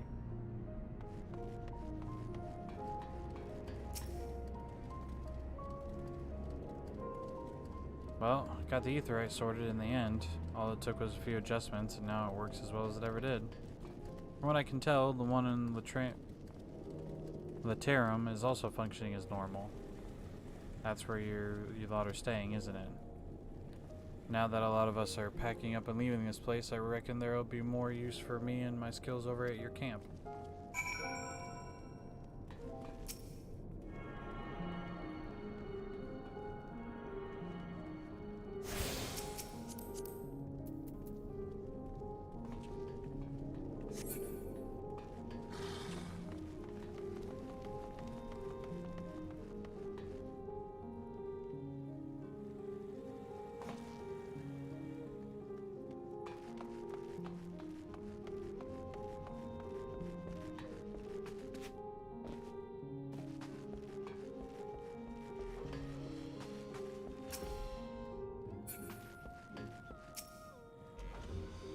It's you, the one who treated me with such kindness. I heard from the others that you're not alone, not from around here. I thought you were one of us. Not that it makes much difference now. Purebloods, migrants, savages. After a while, the words start to lose meaning. Until all they're left with is anger and fear and hate, and I'm too tired. If you and yours have come to offer aid, I'll be glad to accept. Good deal. Good deal.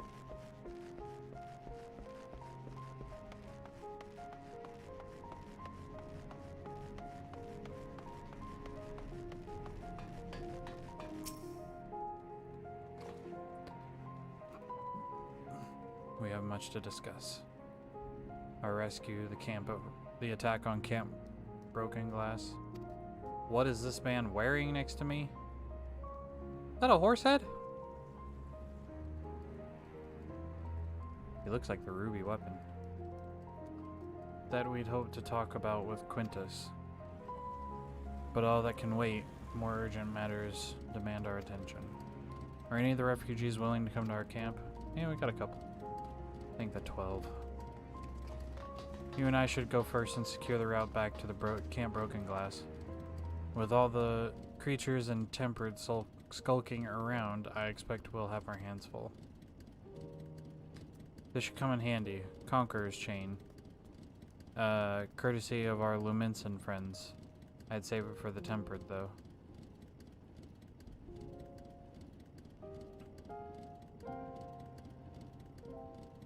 Oh, Thancred. Hi. I literally didn't see you there. I'll mark a few points that need surveying on our map. Once you've taken care of riffraff, we'll meet you back at the camp.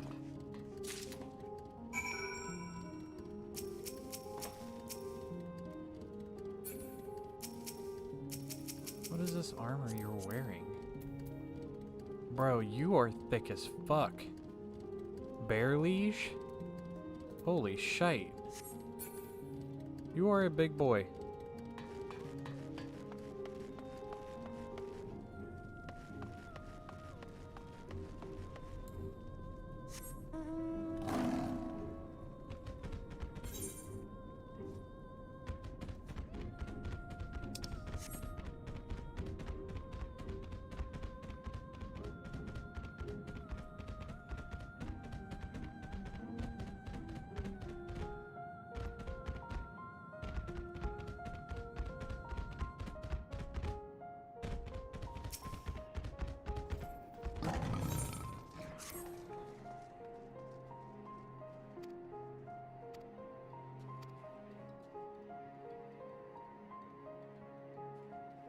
Grabbing another ether current quest.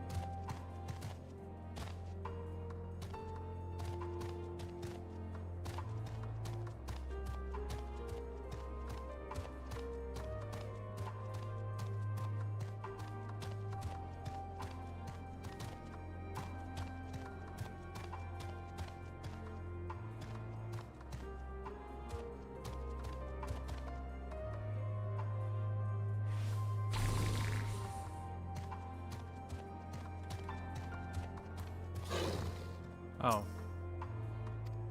Damn it.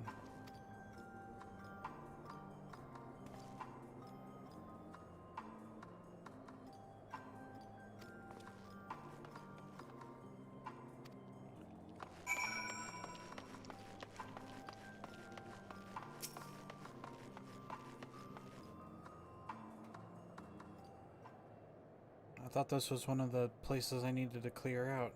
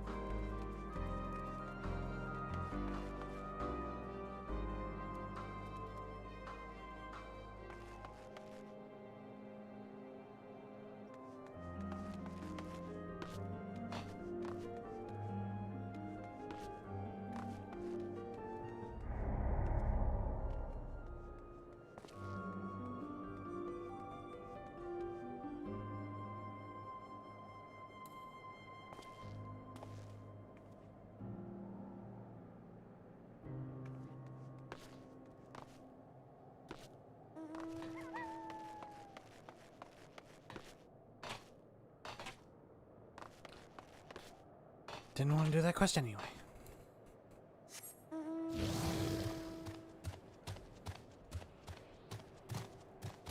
Come back to it later.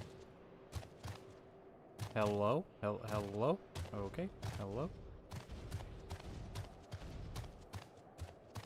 We got Stuke.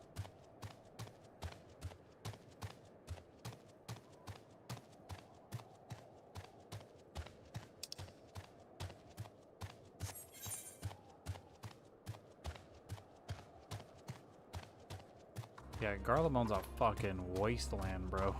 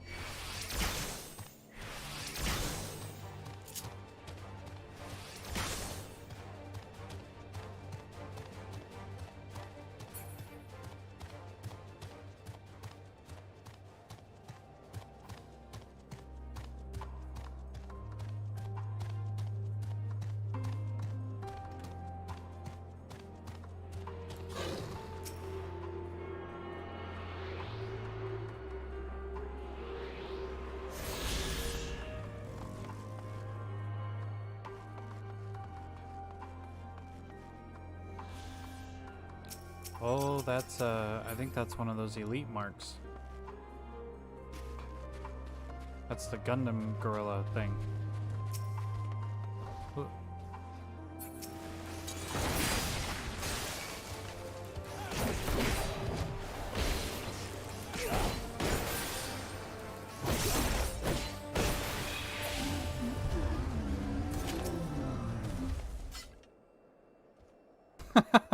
We're just looking at each other.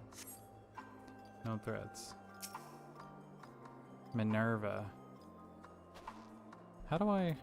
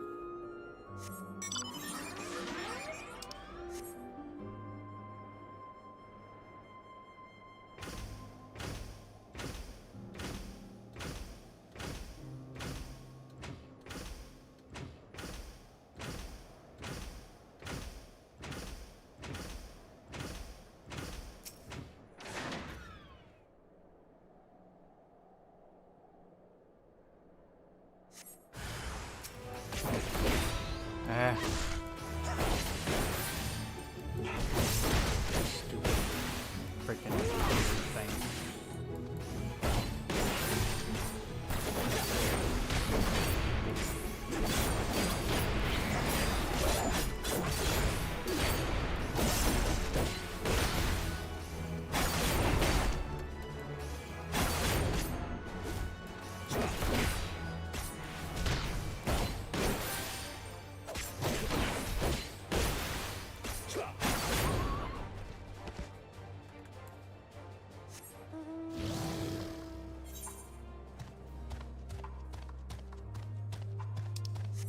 I wonder if those new minions I've been seeing are at the gold saucer.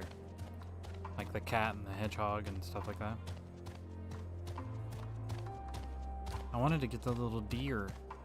This is super cute.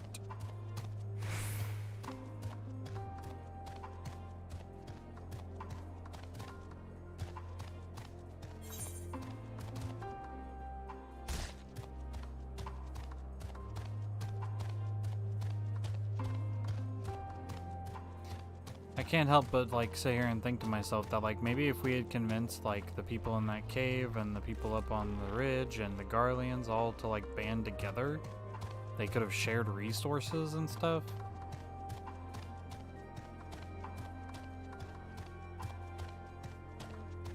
I mean, maybe those guys wouldn't have cooperated because they were like servants or whatever, workers. They probably wouldn't have seen it that way.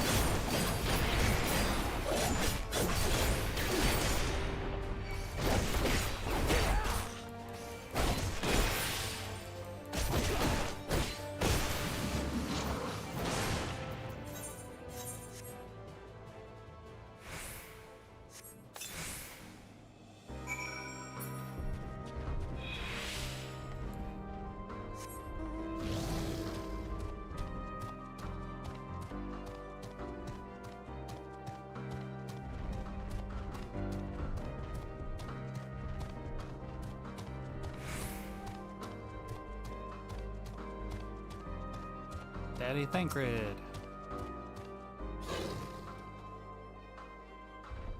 There you are. As expected, I ran into a few beasts who went down without much of a fight. The Tempered proved somewhat troublesome, but those chains should keep them under control until our allies take them into custody. With that taken care of, I'm to gather a few supplies and then return to the station. While I see to that, would you mind appraising Lucia of our progress? As it happens, I have some rather pertinent information from our recent scouting forays, but I had saved that for later. First things first and all that. Okay.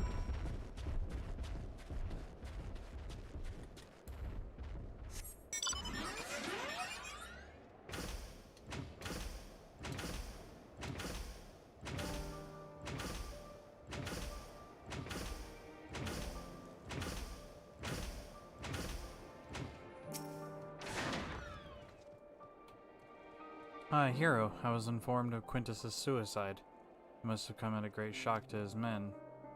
What of the refugees? I'm told some were receptive to our proposal, but I would hear your first-hand account. That so many did not hesitate to accept proves how desperate their situation has become. We'll do our best to make them feel welcome. The troops who participated in the ambush are no exception. They will be afforded the same treatment as any other refugees. Perfidy notwithstanding? After all, even if I wanted to make an example of them, there's no one left to learn from it. Truth. We will tell our allies that these soldiers were acting under the direct orders of their legatus, and that following his suicide, they ordered a full, unconditional surrender. Perhaps Quintus thought that had he lived, he would be tried as a war criminal and his men punished with him. Perhaps by taking his own life, he hoped to absolve them of any culpability? Or perhaps, like many others, he was a true believer to the end. Who can say? I didn't know the man or his heart. His reasons, noble or otherwise, died with him, as it falls to us to clean up the mess.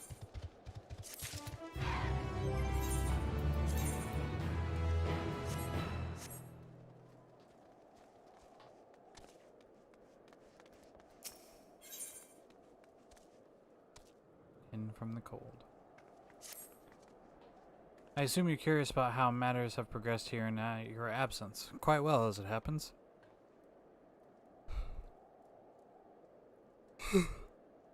Now that we've procured ceruleum from Tapper's Den, the recently repaired heaters can provide much needed warmth.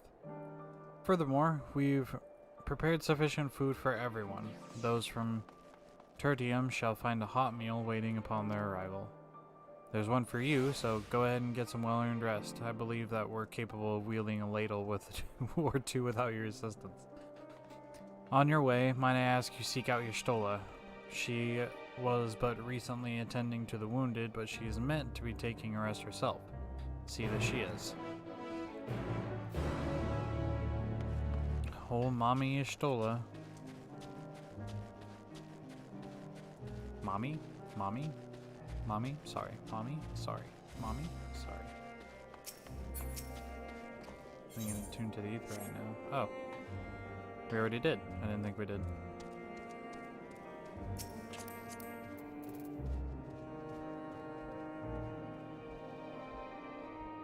I like this guy's outfit. Diamond armor. Bone Wicca. Creed. Bone Wicca. It's really cool.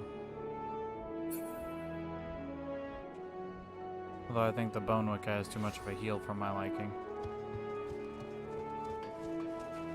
Anyway, let's pick up another one of these quests. Oh, we can do it later.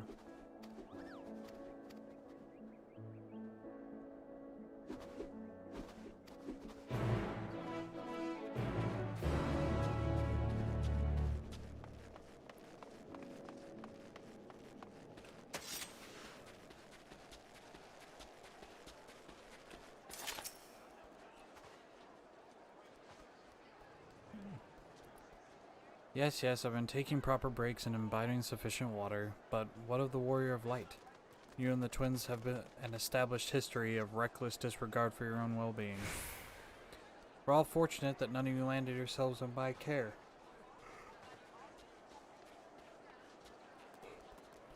I've already quite enough to deal with between the temperate and the first wounded. Alas, though I can mend their bodies, the toll their experiences have taken on their hearts and minds is another matter altogether. For their sakes, we mustn't waver, but nor must we rush ahead in eagerness to see the day won, and in so doing invite disaster. Upon settling down for supper, several cutscenes will play in sequence. Alright, I'm gonna mute myself so we can listen to this play out. Unless I need to voice act this.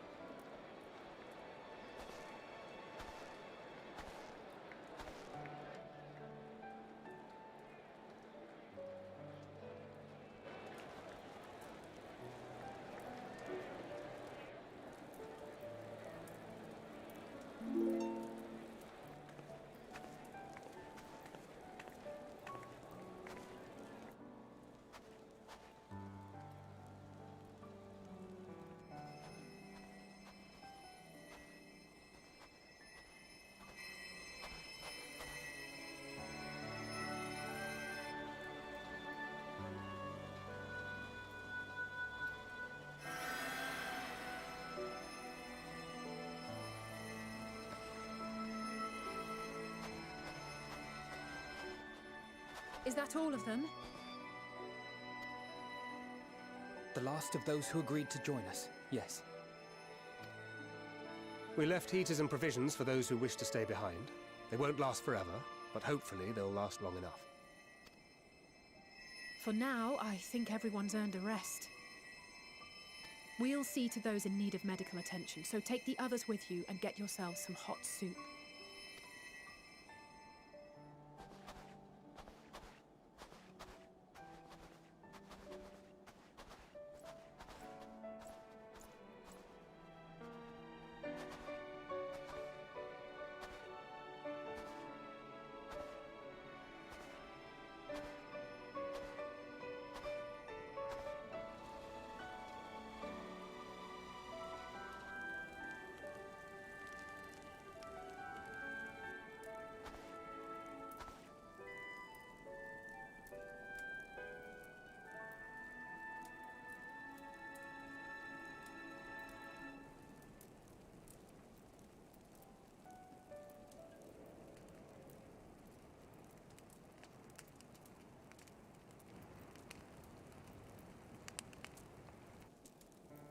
Warmth. At last. Marvelous, isn't it? All thanks to the resourceful machinists of Ishgard, I might add. On their behalf, I bid you warm yourself to your heart's content. Hold on. Your people might have scribbled a few things on a piece of parchment, but it was our Leminson Smiths that put the bloody things together. Well, be that as it may, we single-handedly got the interior heating up and running again, didn't we? The hells you did! We were there every step of the way. We? You barely raised a finger to help, you ale-sodden reprobate. I did a damn sight more than you, you lily-livered bilge rat. Take that back. Make me. I will not stoop to your level. Here.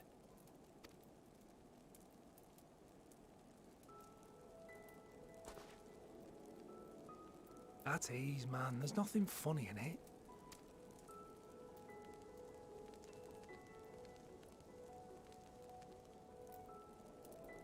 I'm from Alamigo, but was a conscript until recently. Used to eat this with the officers. Apparently, it's adapted from a steppe recipe. This is my first time trying it, and I have to say, it's not half bad. It's a bit too flavorful for my liking. Perhaps compared to what you're used to.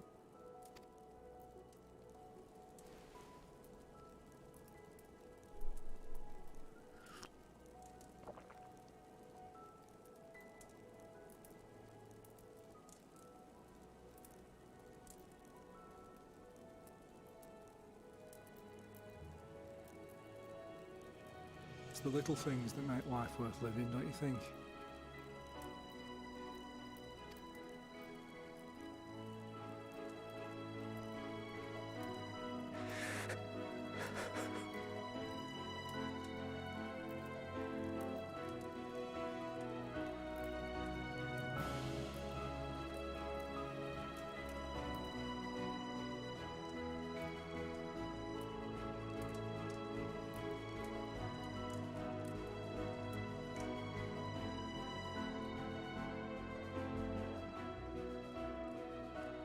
I know this is not a dream, and yet...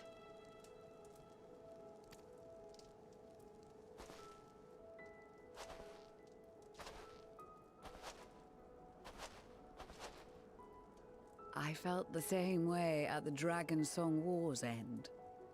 Every morning I would step outside and need to be reminded that it wasn't my imagination, that my world had been forever changed.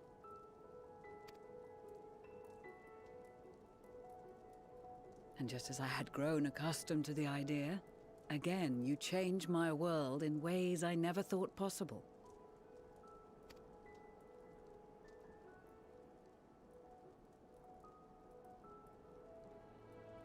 Were it not for you and your fellow scions, the rifts between man and dragon and myriad tribes might never have been bridged. The Grand Company of Eorzea. The Ilsabard contingent. We owe it all to you. We've shed many tears in recent days, of pain and sorrow, triumph and joy. I much prefer the latter.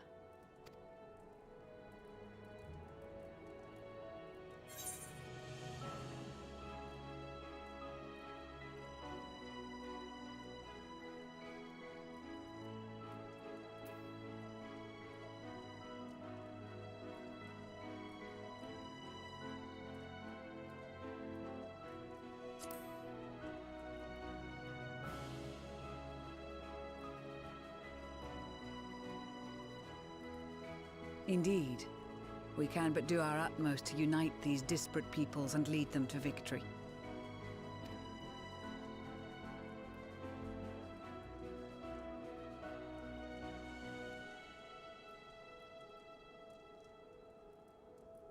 It is a remarkable achievement.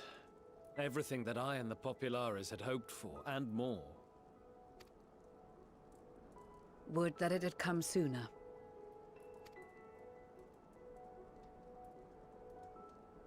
Indeed. Too many are not here to see it. And yet, there is a warmth in my breast, as if they still share in this moment. Yes, I know what you mean.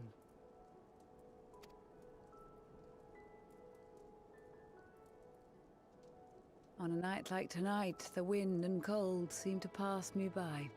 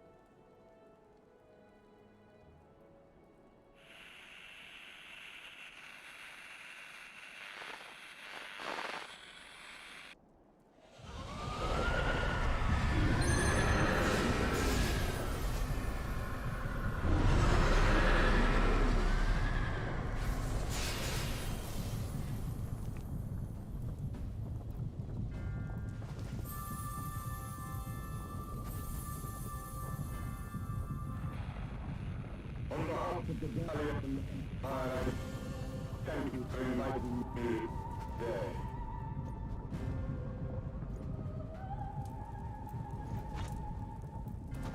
What?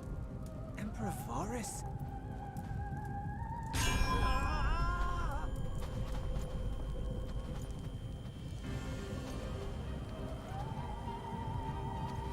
They are being tempered.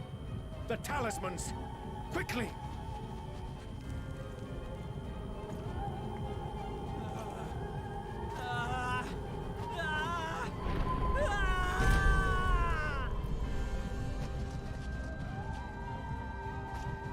Save me, brave hero! Ahem. My lord has requested your presence, and I would hate to disappoint him.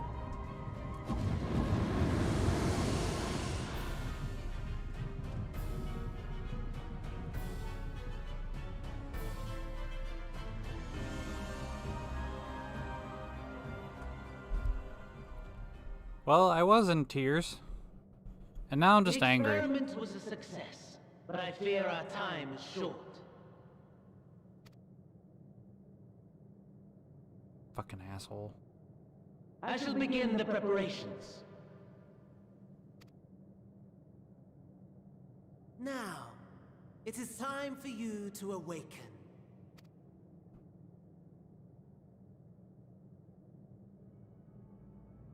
Food. He's gonna wine and dine us. Good morrow to you. Here, have a taste before it gets cold. Oh, but be sure to remove your helmet. Take a moment, too, to familiarize yourself with that borrowed flesh. What?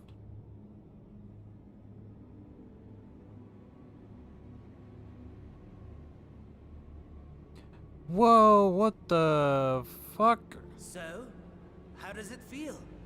I, for one, find those first moments within a new body to be most refreshing. We had a Magitech engineer by the name of Aulus to thank for this method of soul extraction and implantation. You took my soul I out? believe the two of you met briefly in Alamigo. His was a rather sticky end, wasn't it? Thankfully, he was thoughtful enough to leave behind his mind-jack technology. I took the liberty of making some improvements and selecting you as my esteemed test subject. I am going to rip this dude in half.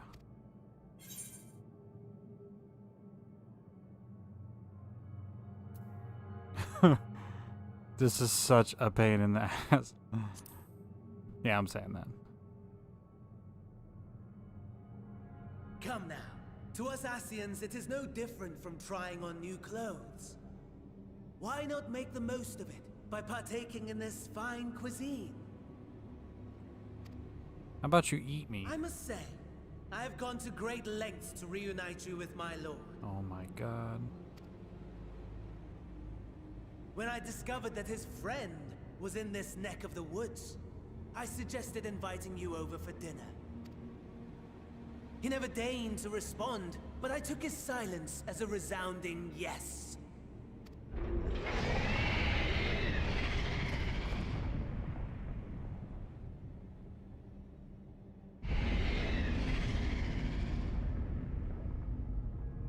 Oh my! Daddy is pleased his grumpy little boy has finally found his playmate.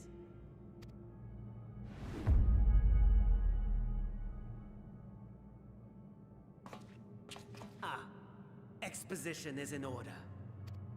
The Garlean Empire has long outlawed all forms of religion. No gods to worship, no risk of summoning. Brilliantly simple. But people being people must turn to something or someone in their hour of need. Who then? Why, His Radiance the Emperor, of course.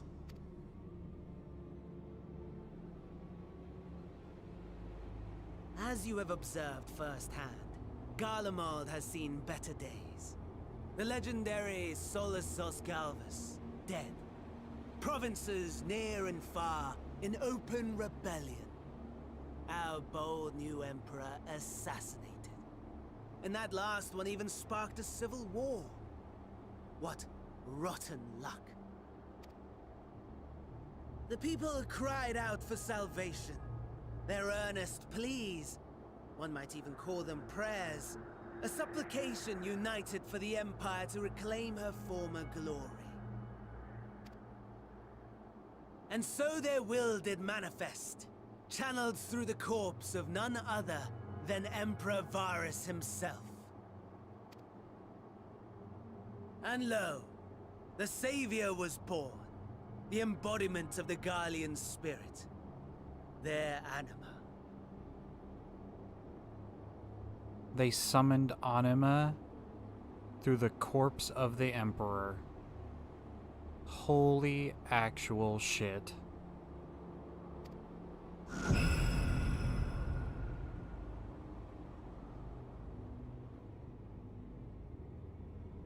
It calls to its subjects, compelling them to take up arms and fight. And just as the wealth and power gravitate towards the Empire's capital, so too does ether from every corner of the globe. The towers with which you and your allies have been so preoccupied were created as an extension of Anima itself. An ingenious design. Would you not agree, my lord?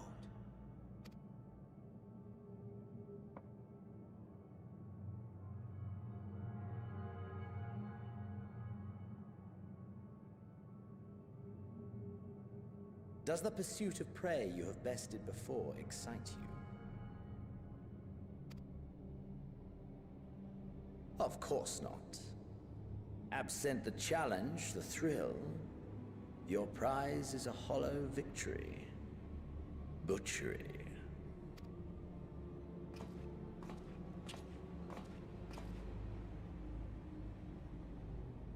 Perhaps you think that to be the extent of my promise.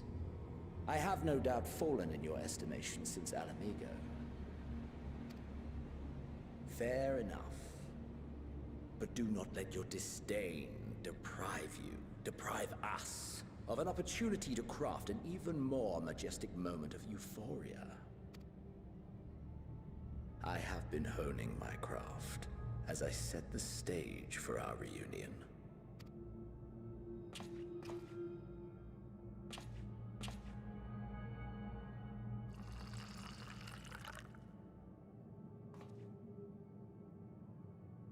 Wheresoever there is suffering and despair, you appear to fulfill your duty as defender of this star.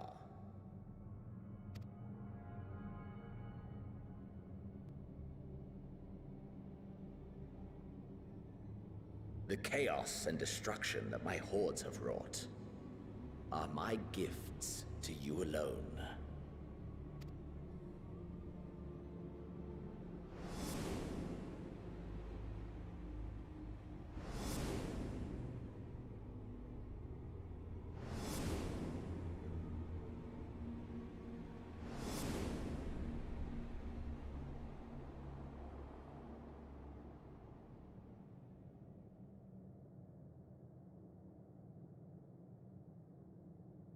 At a loss for words?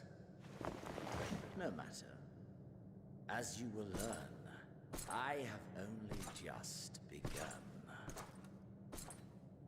Oh, will you not finish your meal?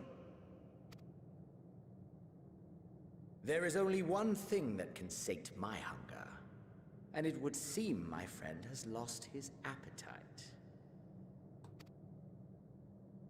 I hoped this display of civility might prove an entertaining diversion, but clearly we are above such pretensions.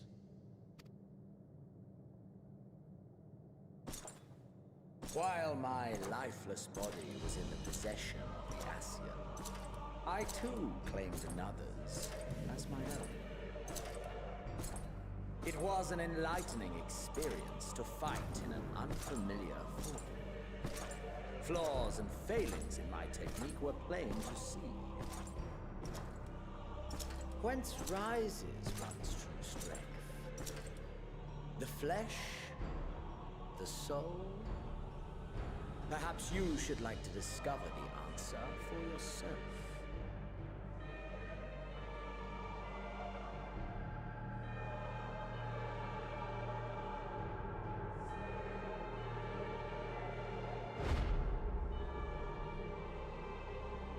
You motherfucker.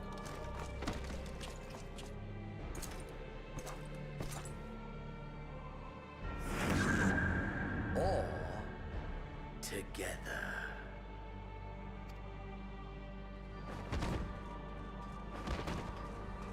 No, you did not.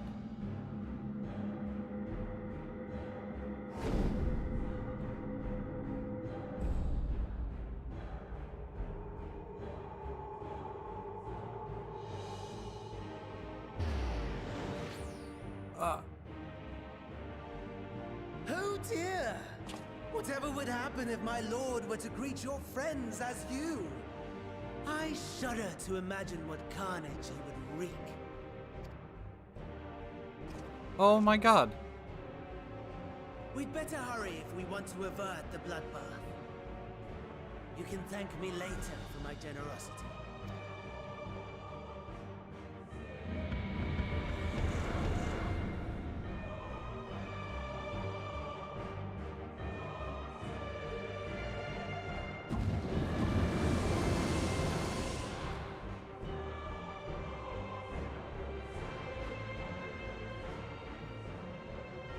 Where am I? I'm in the... Ah, there it is.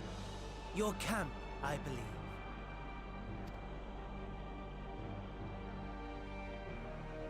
If I were to hazard a guess, I would say that you, the other you, is making his way there as we speak.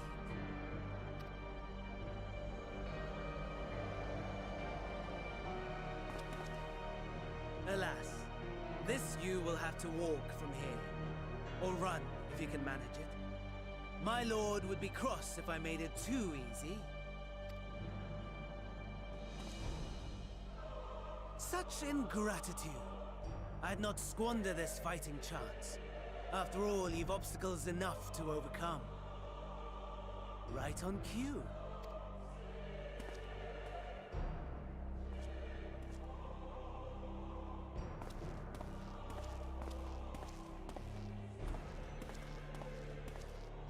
Tempered soldiers, withstanding orders to kill those not sworn to anima. Under normal circumstances, you would make short work of them. But on this occasion, the odds are not so heavily stacked in your favor.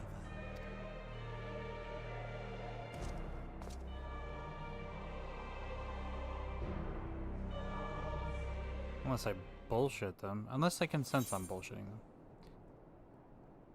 Oh my fuck. He took my body. I just fantasiaed to that. I'm kicking his whole ass. Borrowed flesh? Yeah, no shit. Fight or flight, rampart. Oh boy.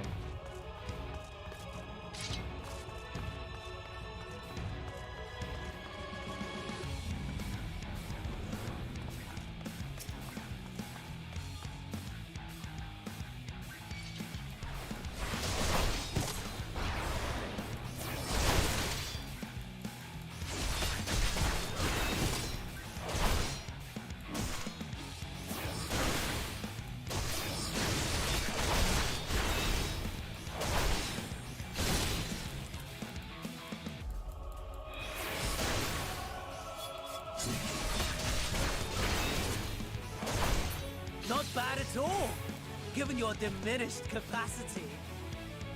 Nevertheless, 'twould perhaps be prudent to keep to the shadows, scurrying about like a rodent. I can't go that way?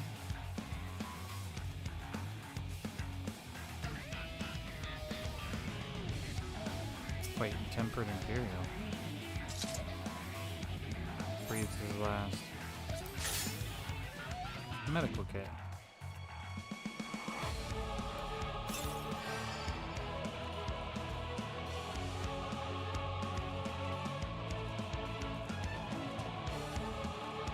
Okay.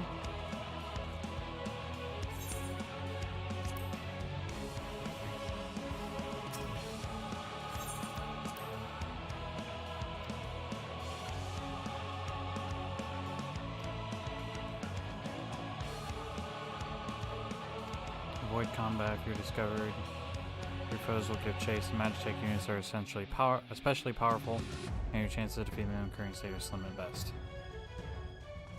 Damn shit.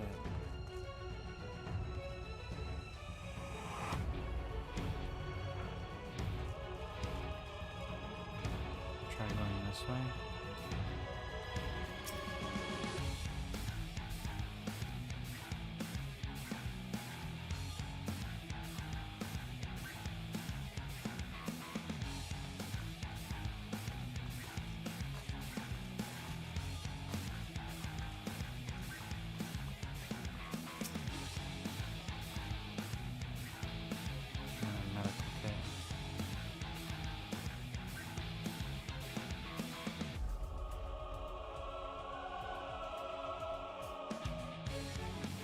Need that guy to move away. I don't think he's going to. Never mind.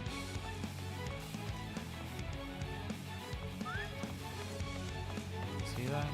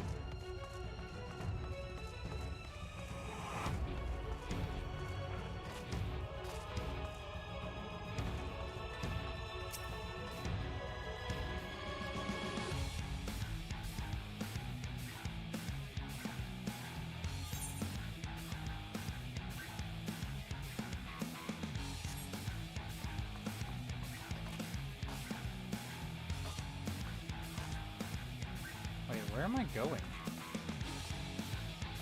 Can't go that way.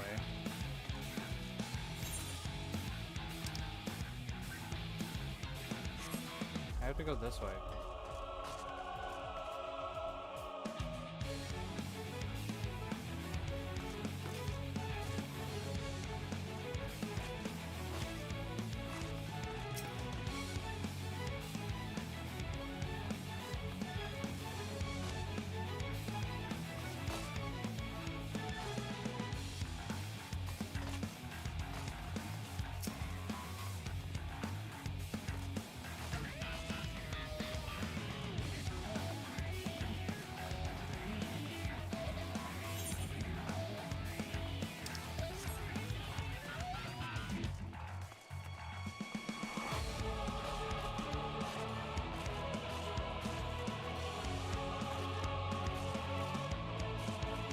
Can't go that way either. Where do I go?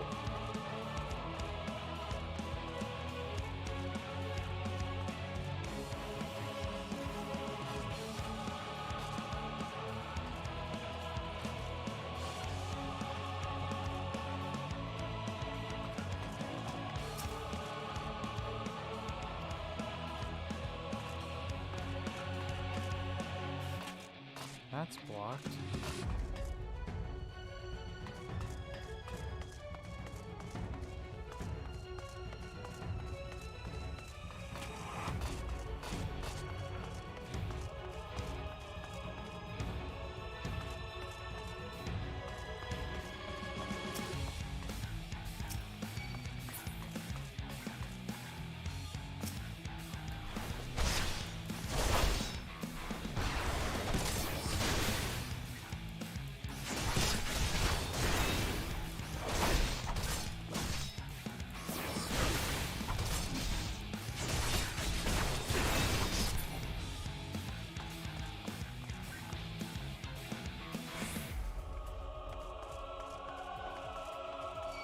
Oh, hi.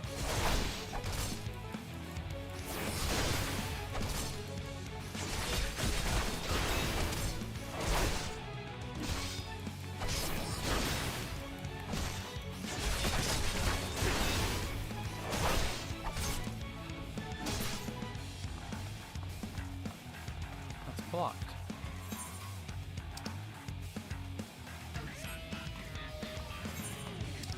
But if I go any further that way, that's blocked.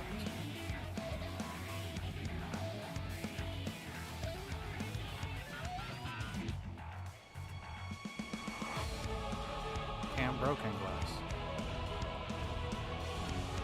So I have to go this way.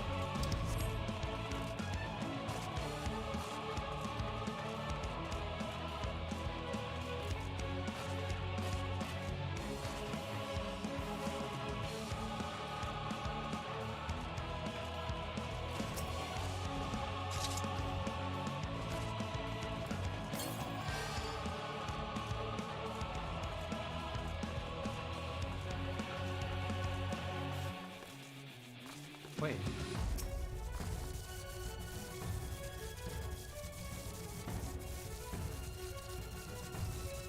Okay.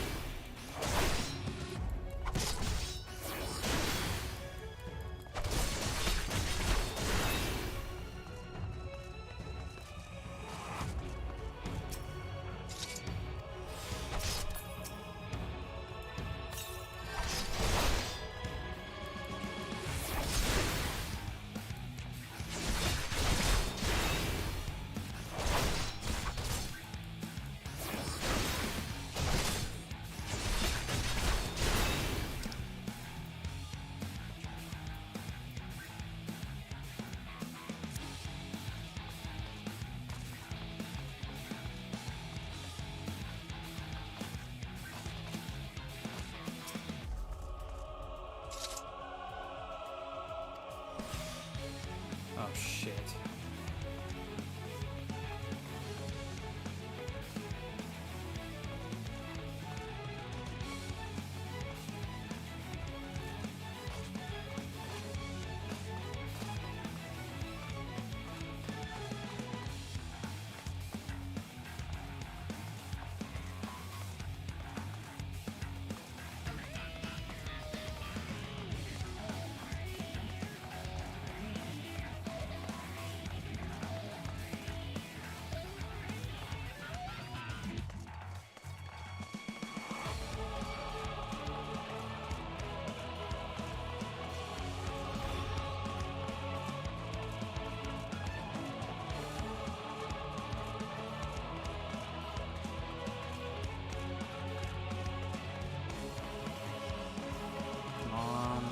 Be with me.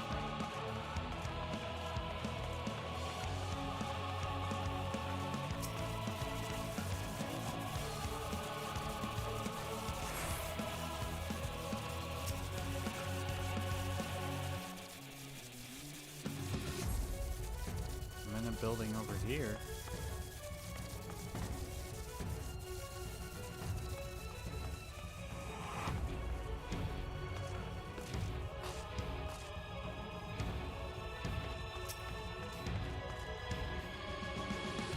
Thought I was the only one left.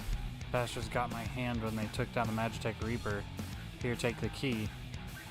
Bad use of my hand, I might have stood a chance. Please send help.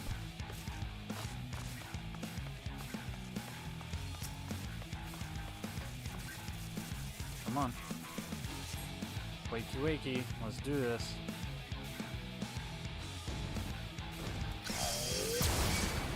That works.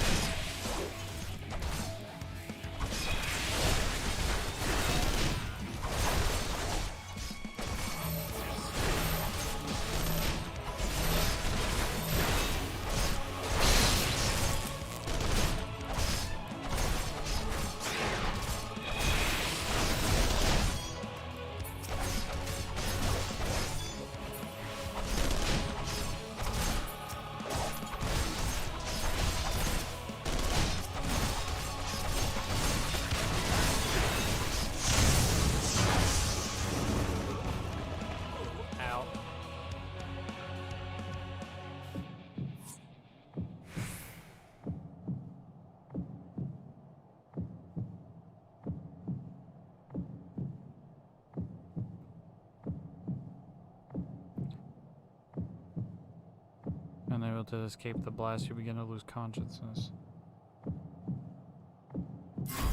Ready?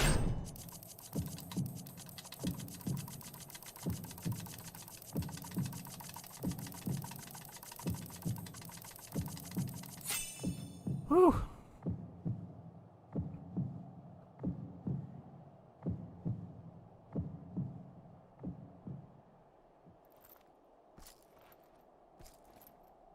Crawl to camp?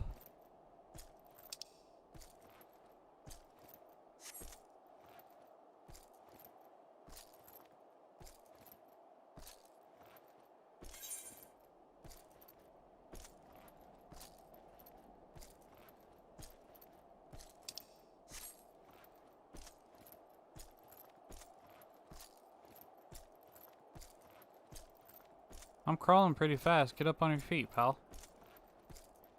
Come on. We can make it there in 7 minutes if you get up.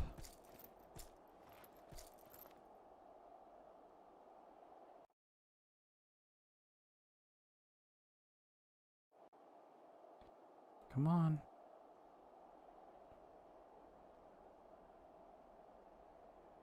It is a miracle we were able to restrain the Tempered without suffering casualties.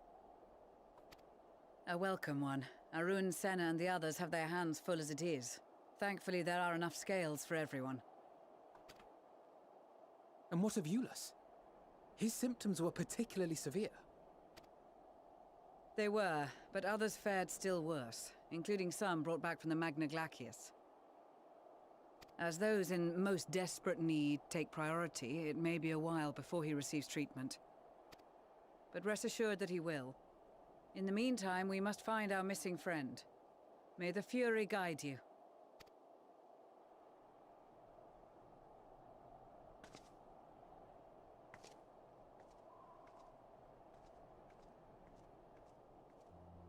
Of all the bloody times for a disappearing act. Right when the first wave struck, we'd be fools to think it a coincidence.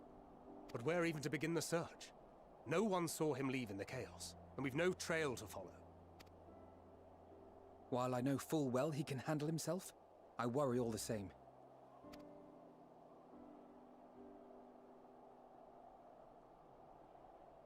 Ah, speak of the devil.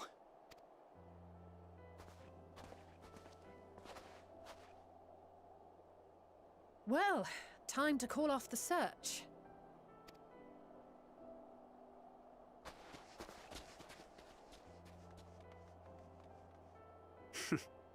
Case closed. I'm terrified. That's him. Over there. Aye, 'twould appear so. Thou art struggling to perceive his presence? I am. Perhaps, in the aftermath of the wave, there is some residual effect interfering with my faculties. But...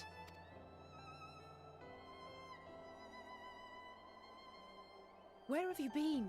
We've been worried sick. Now, all's well that ends well. Are you all right?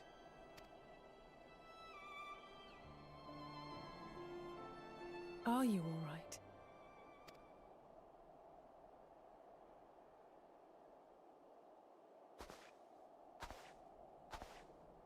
Who are you?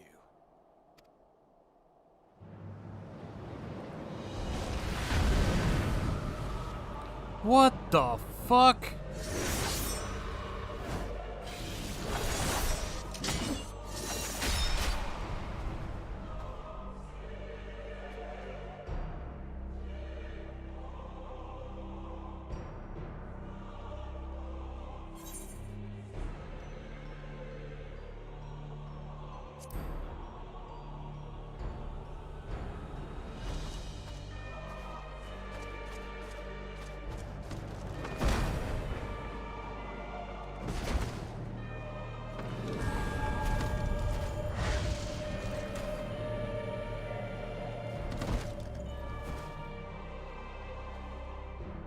The hell was that?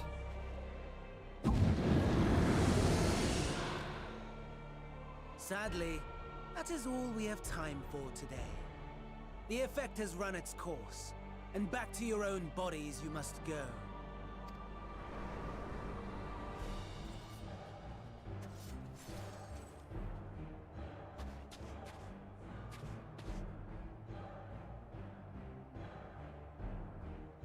But where are my manners?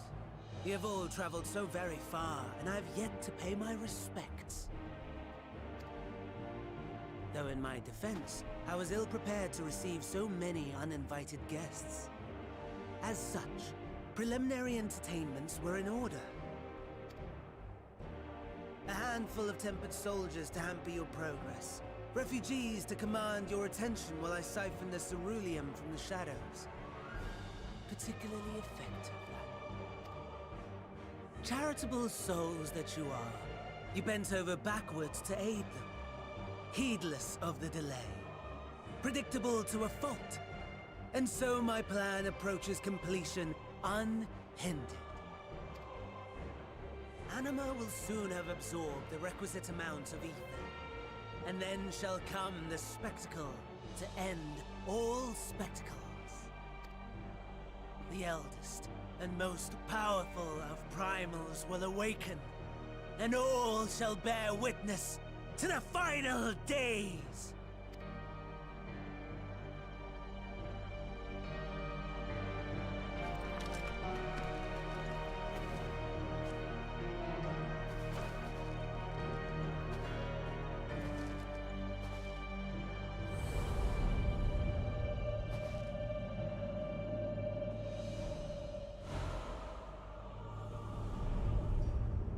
The gods themselves will be my meal. Your dear companions my dessert. Upon this world I'll feast, and death shall follow in my wake.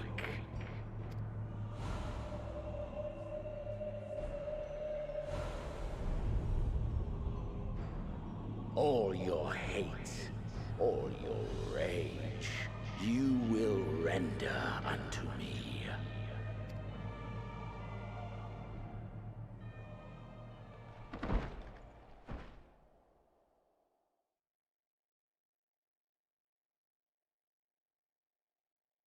For upon thy life's reel wind too many threads of fate, power, weal enmeshed with woe.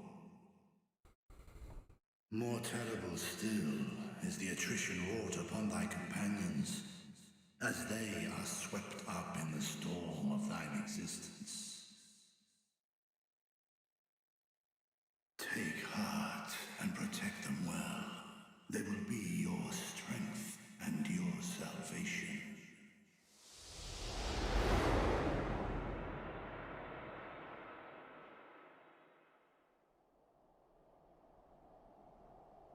Thank goodness. He's awake.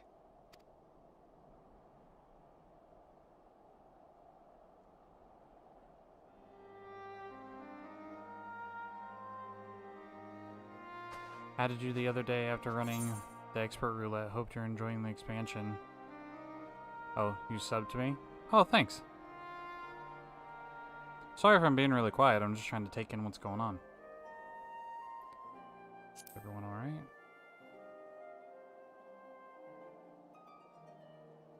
Perfectly fine, yes.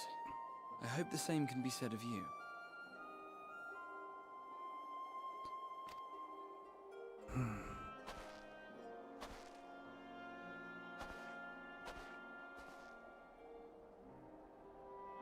Everything in working order?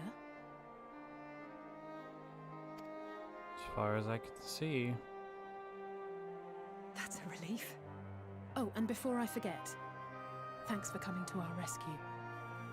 I just had deja vu. Like, I feel like I've dreamed of this moment before. Is that weird?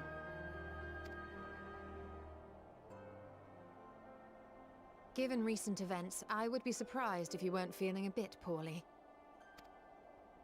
A hearty meal and a long rest would be my recommendation under normal circumstances, but these are anything but. If Van Daniel's boasts are to be believed, we must act quickly. Once you've blown away the cobwebs, we can discuss preparations for our assault on the Tower of Babel.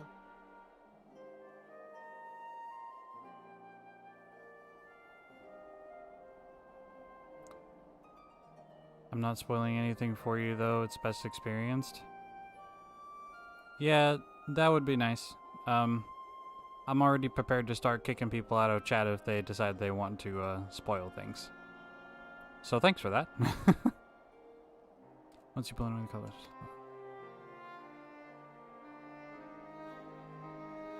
This expansion's been reeling. Like, this is so good. Like, that whole little bit I just experienced that was some genuine fear. Like, I was actually scared.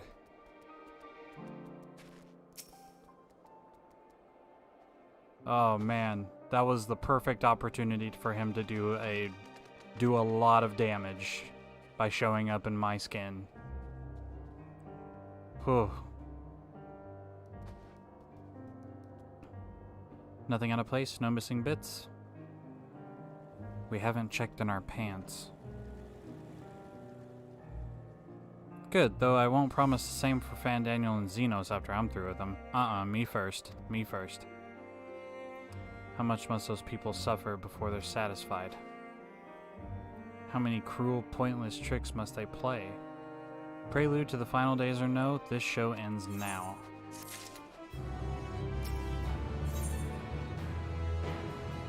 Gateway to the gods. Are you well enough to make your report? Yeah, I about had a fucking heart attack because I was in another person's body. Not cool. This anima was summoned with the corpse of Emperor Varys? Does this depravity know no bounds?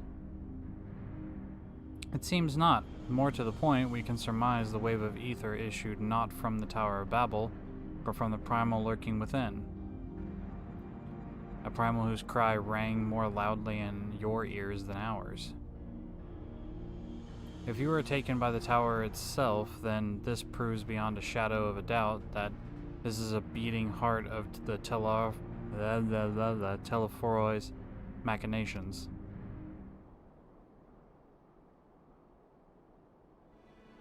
In which case, we have some highly relevant information. As many of you know, ever since we dispatched troops to free the Leveliers, we've been developing a plan to infiltrate the tower.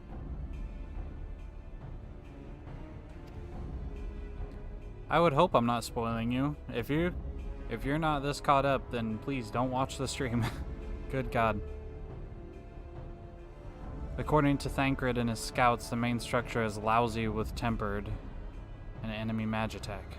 Furthermore, the road leading to it has collapsed, making it difficult to approach in numbers. Thus, do we propose dividing our forces into two parties, one to distract and one to infiltrate. The diversionary team will be comprised of Ishgardian, Gridanian, and Laminsan delegations. They will begin the construction of bridges to make the Telephoroi believe we are marching upon the tower. Meanwhile, the best suited of our Alamegan Uldan and Eastern comrades will use a different method of ingress.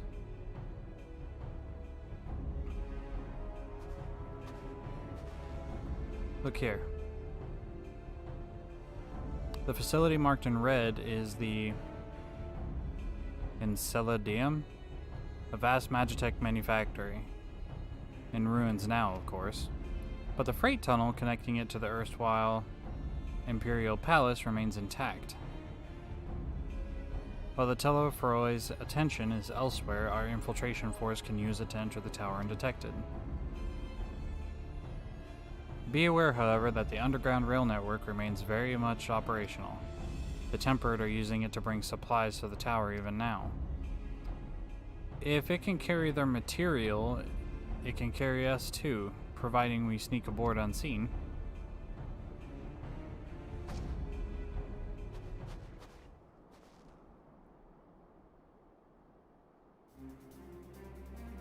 The Scions will lead the infiltration party. Once inside, you must locate and dispatch Fandaniel and Xenos.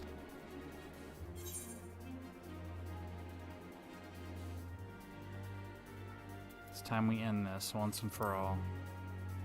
I don't think this is the end, though. If the trailer is anything to be foretold or foreshadowed, this is not the end, because shit hasn't hit the fan yet. Aye, there will be no casualties of the Telelferoy's, I fucking hate that word, maniacal ambition. How quickly can we enact this plan? Fandaniel made it quite clear that haste is a priority. Of paramount concern, even assuming he didn't name the tower Babel on a whim. In Amon's time, it meant Gateway of the Gods. Zonde used it to refer to a void gate, but in this case, it almost certainly alludes to something altogether greater. The eldest and most powerful of primals. All the more reason to act now. The rest of the contingent is aware of the plan and are ready to move at the moment's notice. Also, we haven't even gotten to the moon, and that's like the whole thing. We are to proceed north to form Patins. Sure.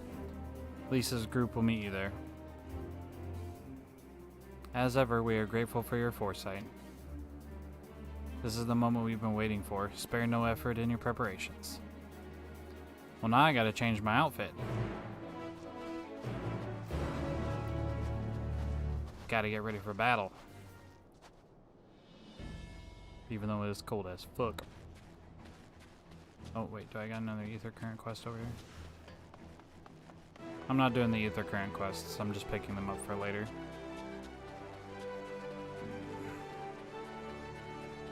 I'll do all of the ether current stuff and Shvatnat later on.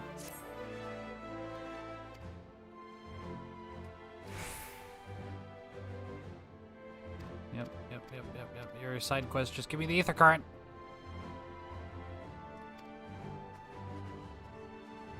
Bye. Bye, have a good time.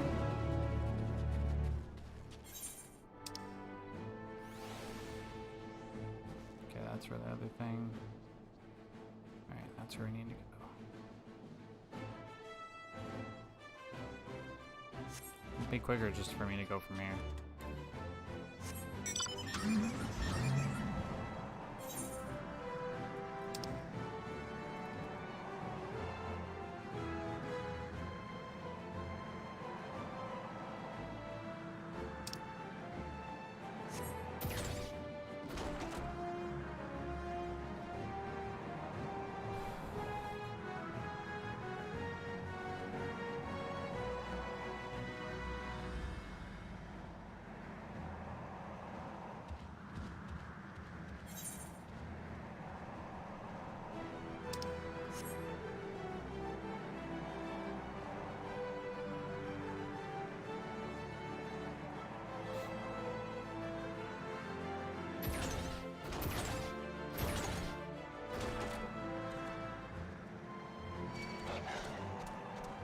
I don't want to fight with doggos.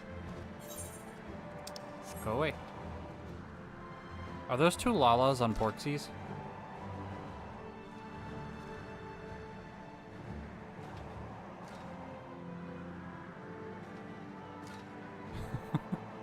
It's super adorable.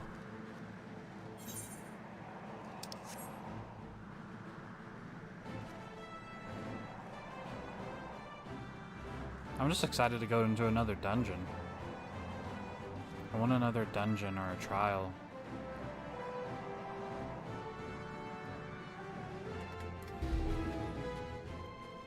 Hi, Lise.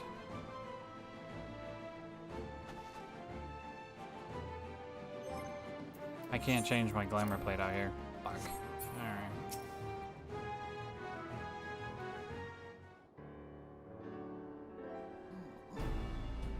The way into the tunnel is clear. We made sure of it.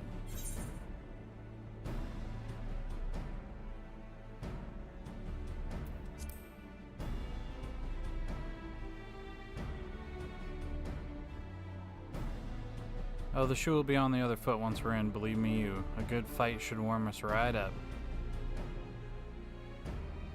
barely enough cloth to swaddle a newborn. Clearly you have spent too long around this feral dog of a Dothar.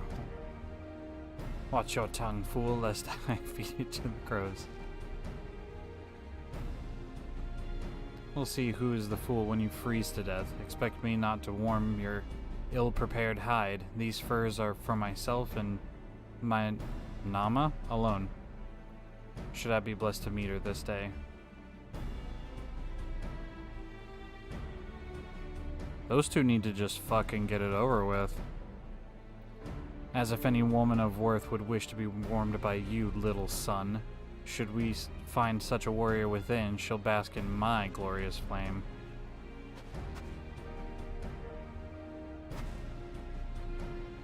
Stop, both of you. Save your fire for the enemy. As for extra furs, I have plenty to spare. As do we. Oh, they all came prepared. Oh, shit. Yeah, I am definitely not properly dressed. I need to change clothes.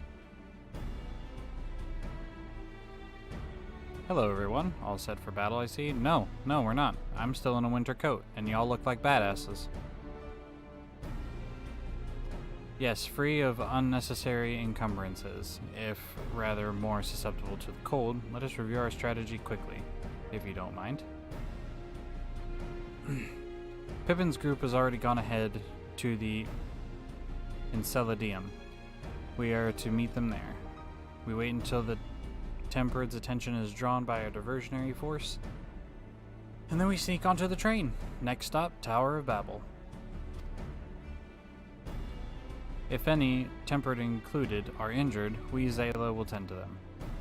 You Scions must press on no matter what.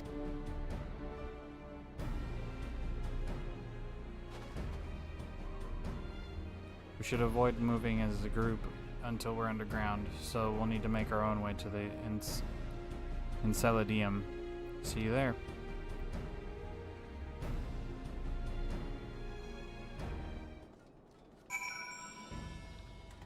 Okay.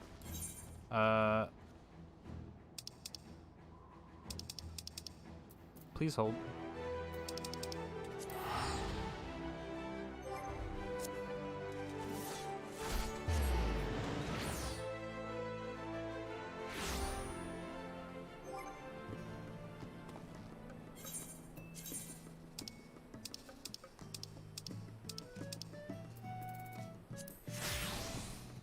There we go. And I got my glasses back.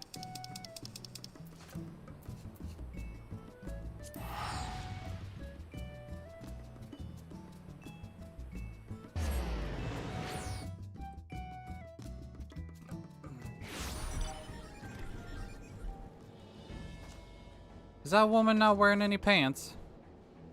Have you lost it, girl?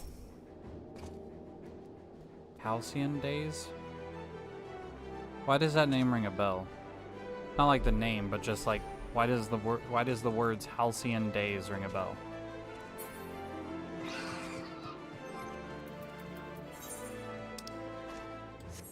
Sounds like the episode of a show or something.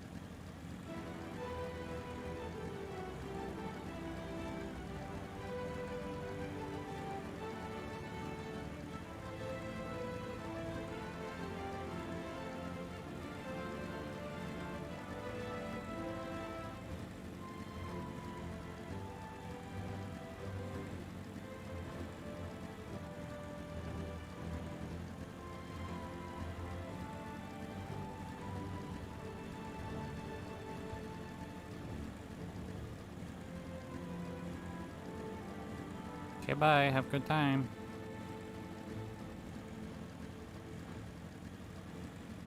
Pippin. Good to see you. We heard that you collapsed, but were given only the most cursory explanation. I'm glad you've recovered, and quickly enough to take part in the operation at that. As you will have heard, we've secured the way in. Some few are to remain behind to keep your escape route clear. Our comrade from Lente's Tears will lead the way to the station. I'll join you soon. Why, hello, Miss Bunny Girl. Station's right this way. Tread lightly. Oh boy, here we go.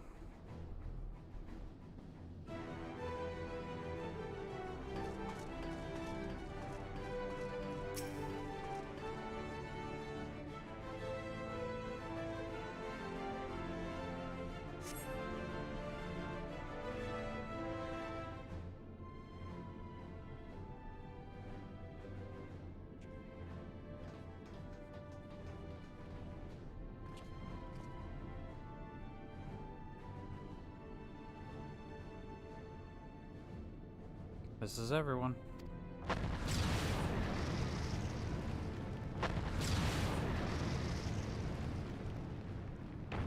I didn't do that.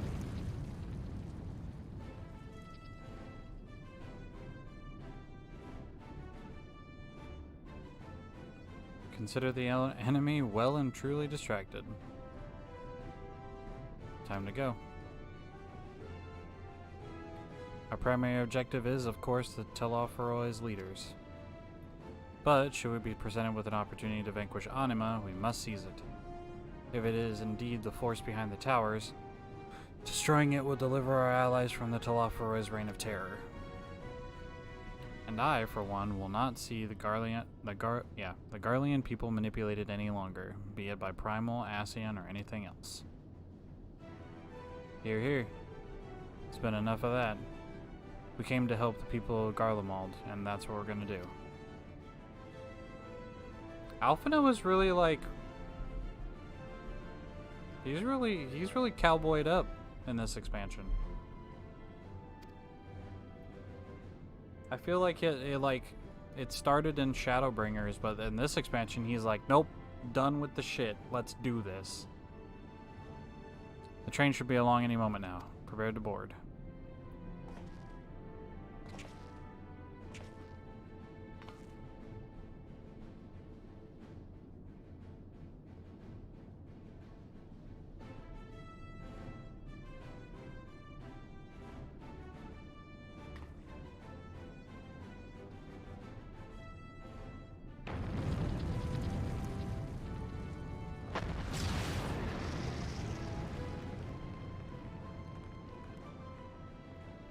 Everything's exploding.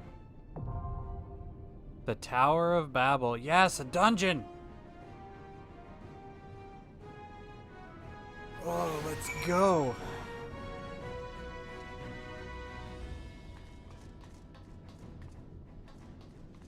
All right.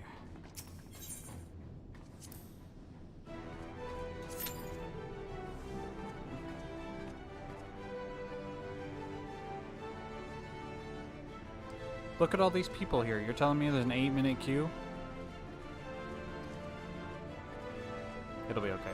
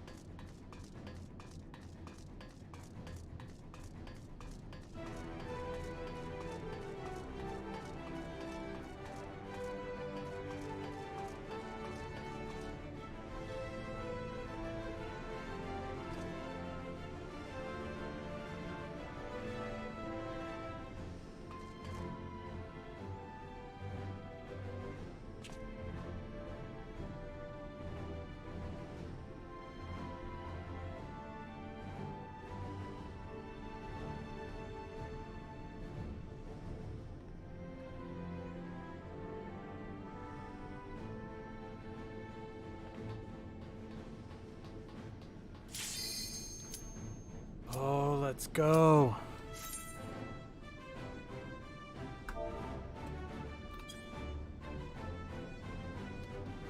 Damn, a lot of people from the FC had just jumped on.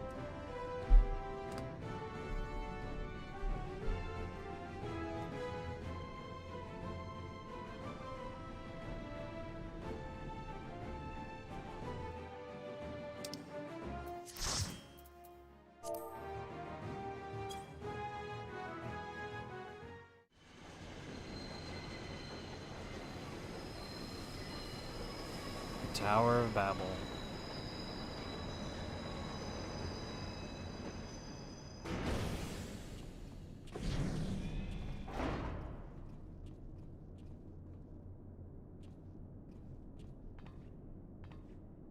Now or never.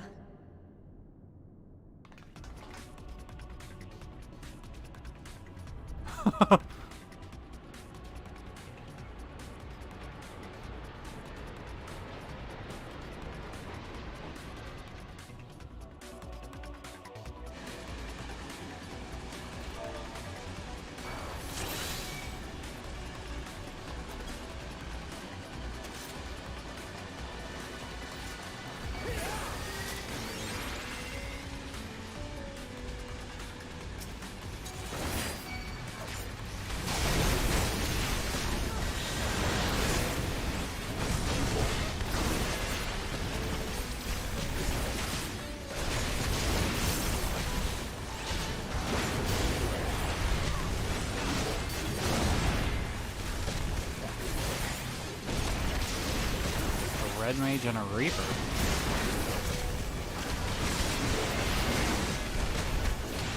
And a Sage. Dope.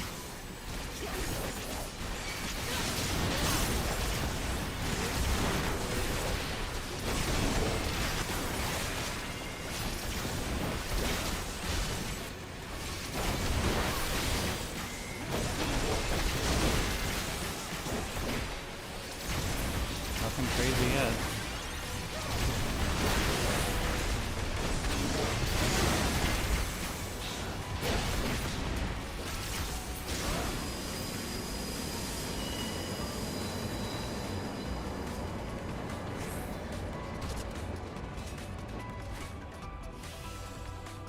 Are those people?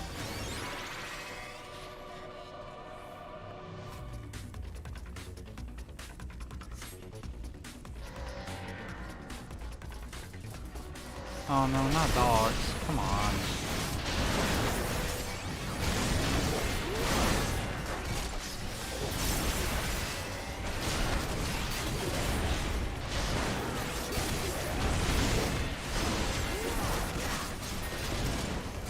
I hate killing the dogs. Because then they do that.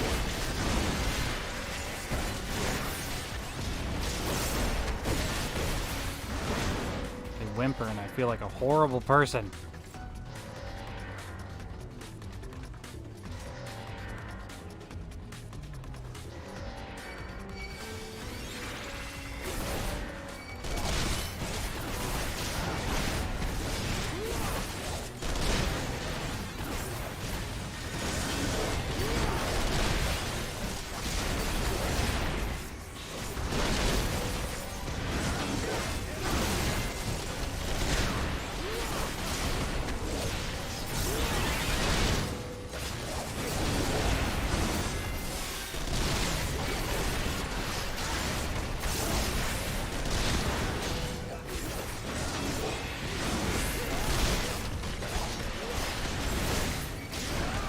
I'm sorry.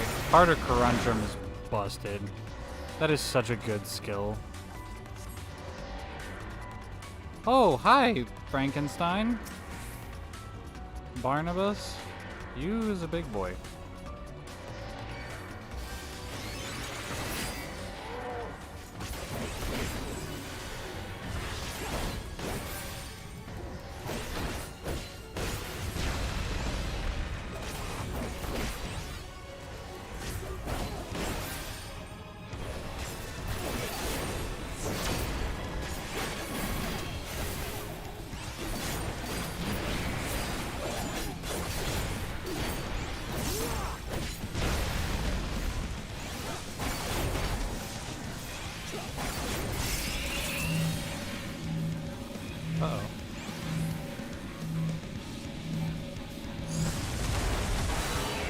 wait.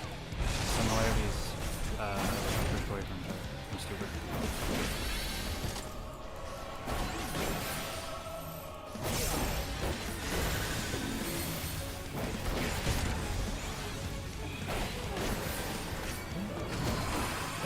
This is Titan Skeleton. Same character model.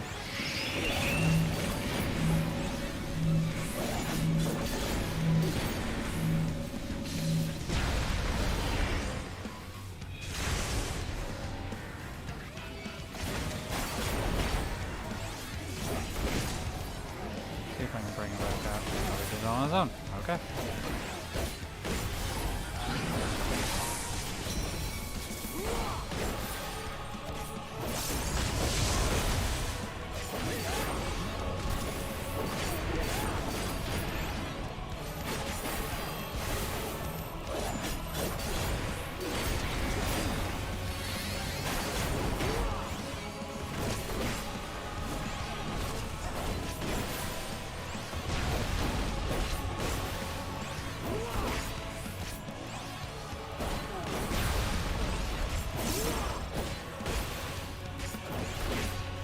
That's landslide, I think.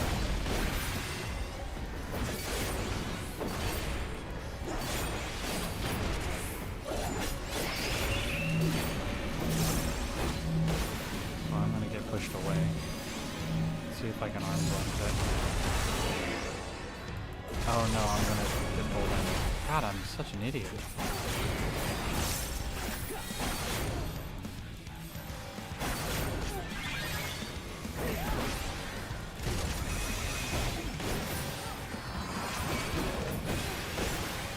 I like the sound effects that sages use with their abilities. Casting, casting.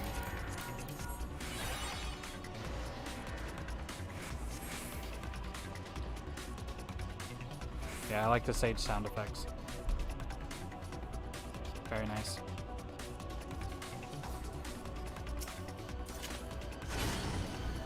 I don't know, let's find out.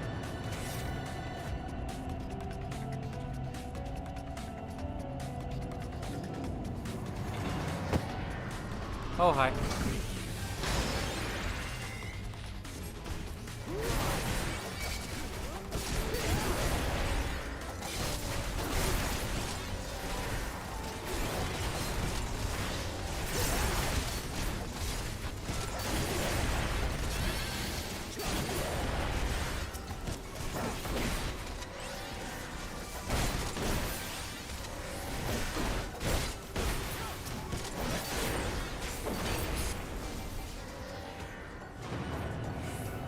Short lived.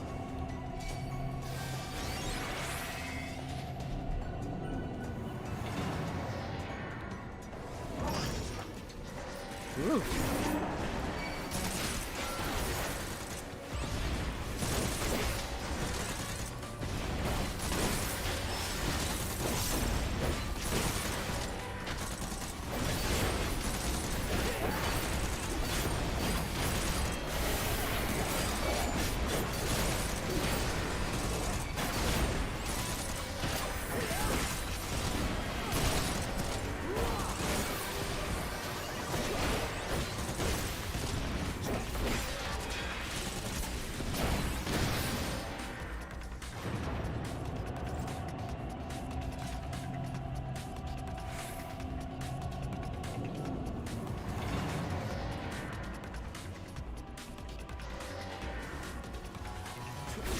Alright, Tweedledee and Tweedledum.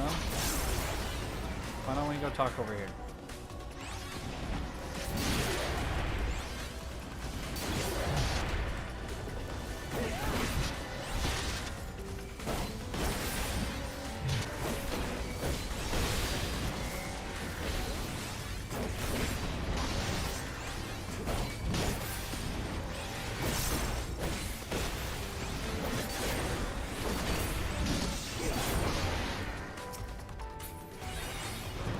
Still trying to get used to the muscle memory of like the fact that my buttons changed, because where low blow and double down were was the rest of my gnashing fang, but now it's all just one button.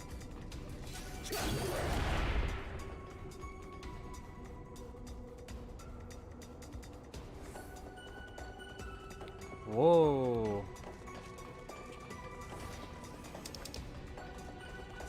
Aiming.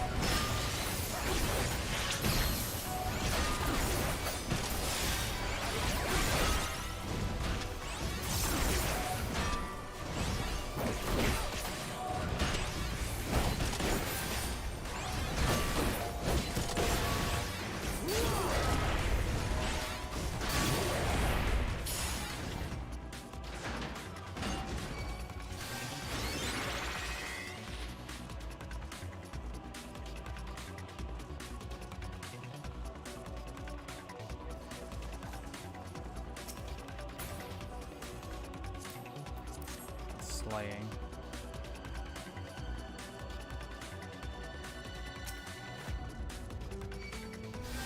Oh, this guy looks pretty cool.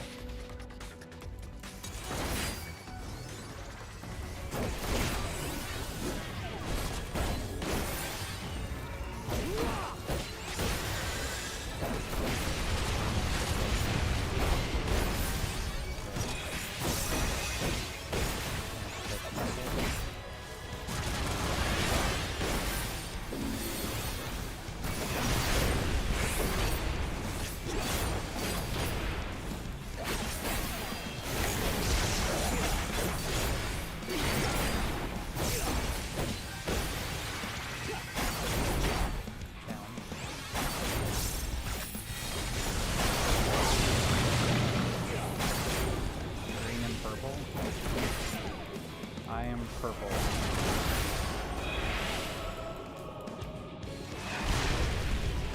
Ah.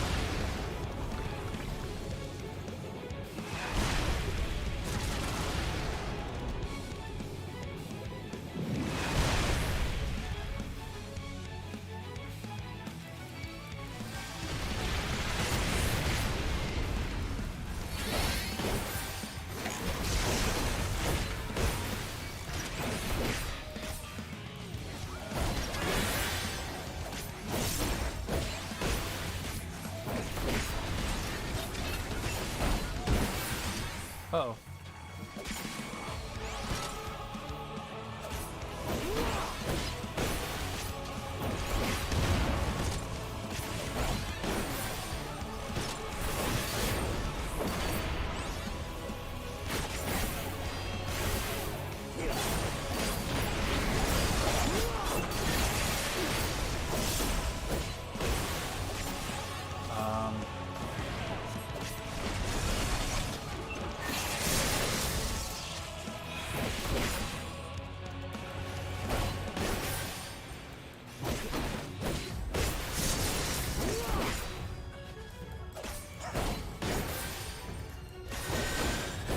Okay.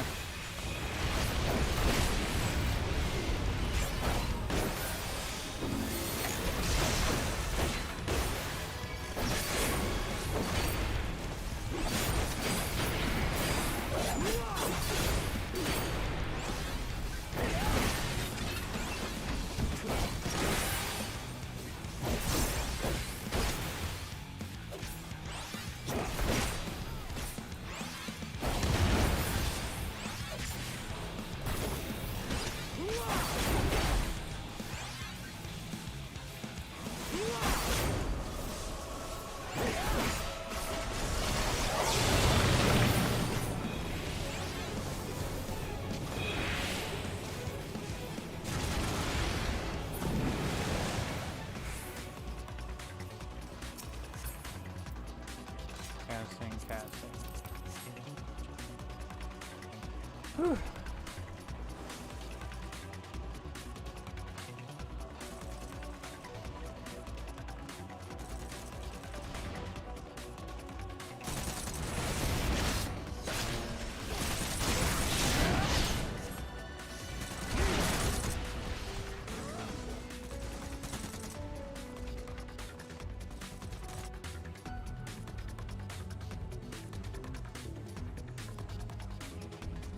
the chain.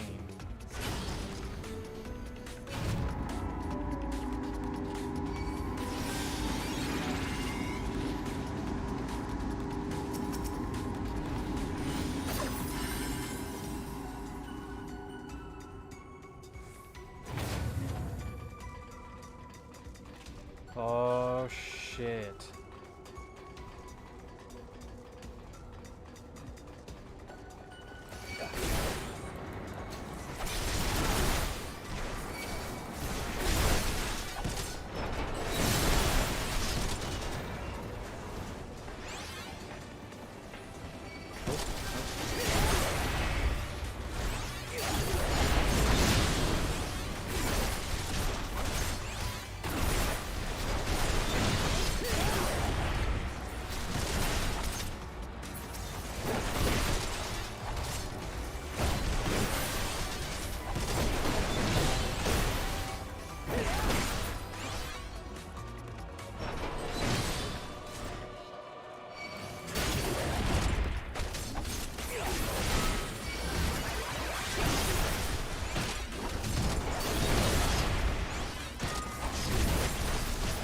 Well, I'm a little disappointed.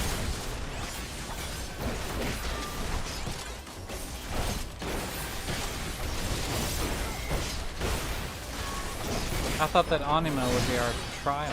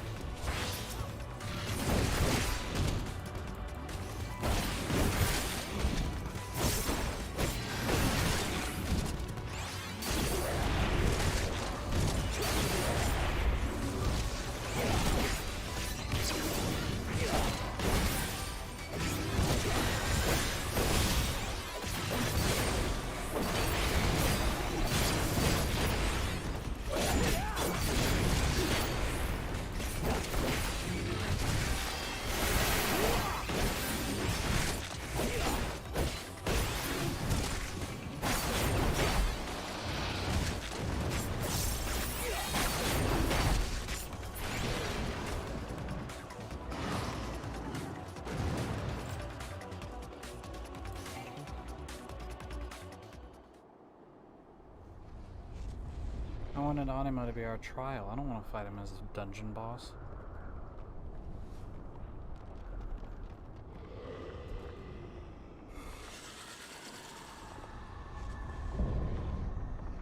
The icon of icons, Anima.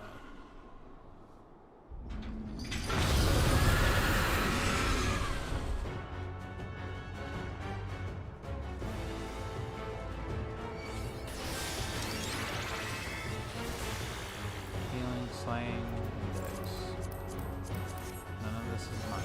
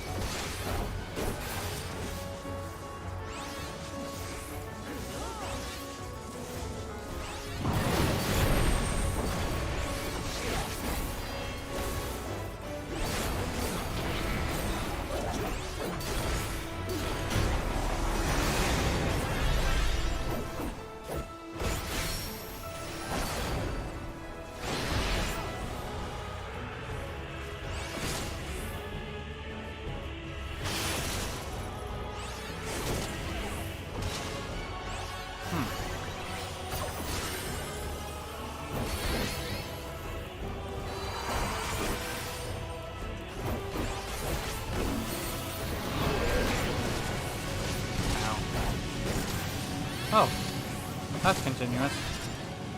Yeah, we're just gonna not be in that anymore.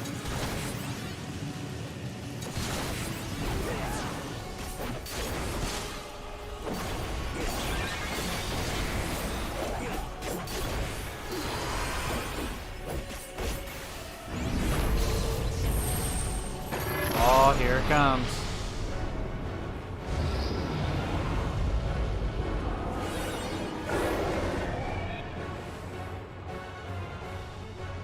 Anima's dimension. Oh! This is cool. Call for chaotic.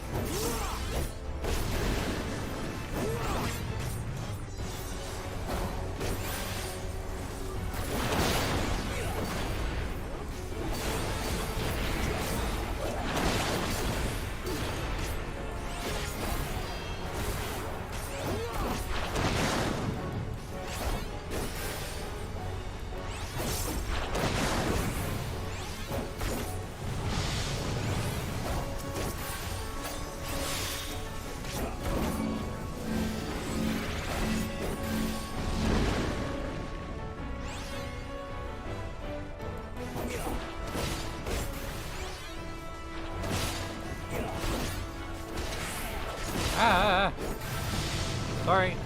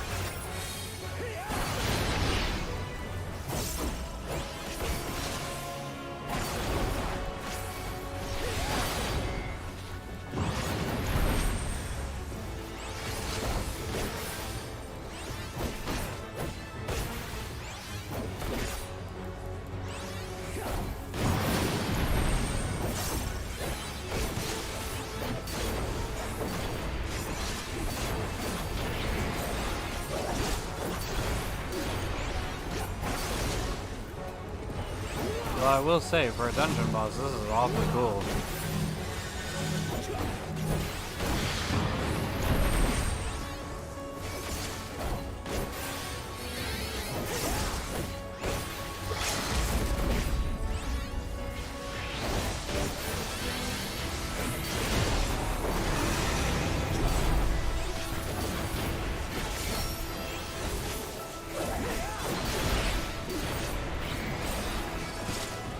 I don't quite understand this one. Yeah, I don't quite understand that mechanic.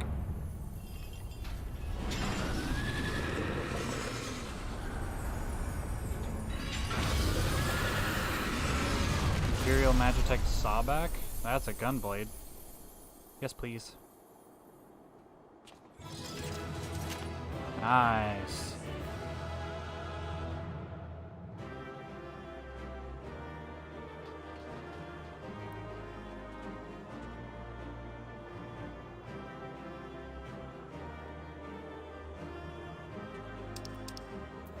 Very nice. Player commendations.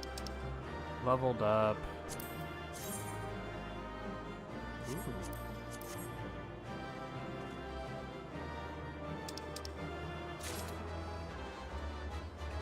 It's probably not as strong as mine, but that was cool. I wanted Anima to be a trial, not a dungeon boss, but that was a pretty dope-ass... May the gods have mercy on your soul. That was a pretty dope-ass dungeon boss. I like that. Come. The other two await.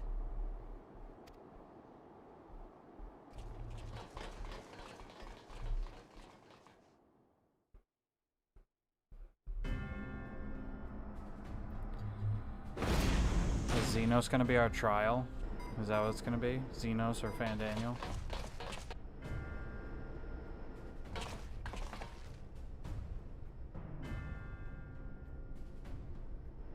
This madness ends here! Oh, hush. This is the best part.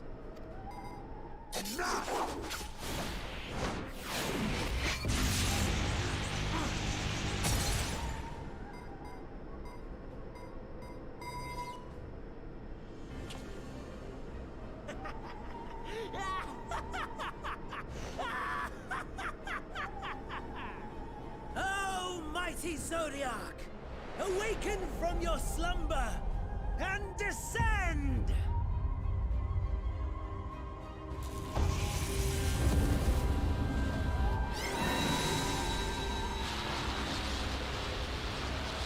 Title and shield. Some manner of magical defense. Cryle? Cryle? But how?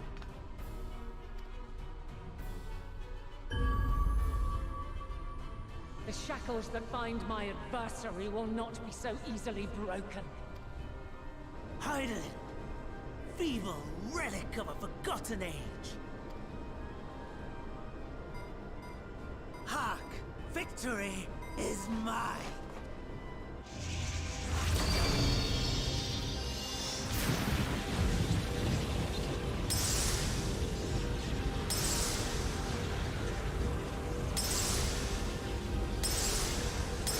That's not good.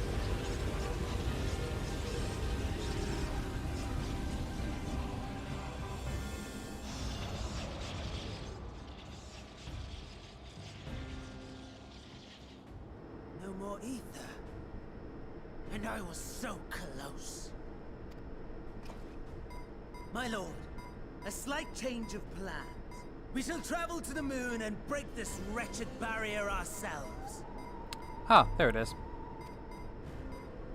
Whatever it takes.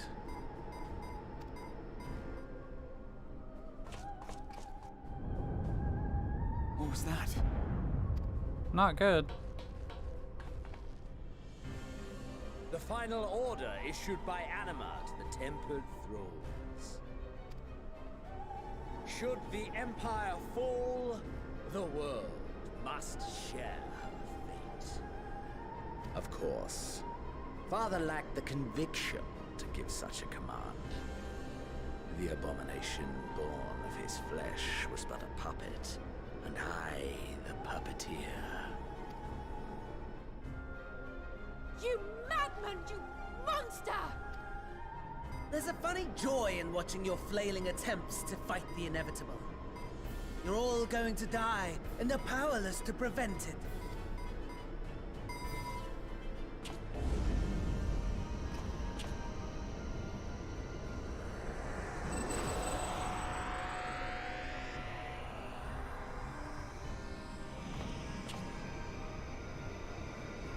We really must be on our way. You're welcome to give chase, provided you are content to leave comrade and tempered alike to die screaming.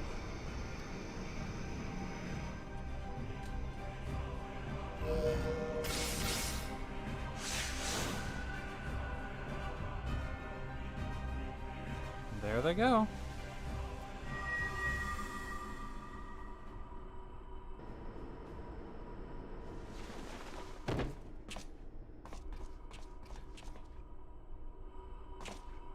I have asked too much of this child. Tend to her.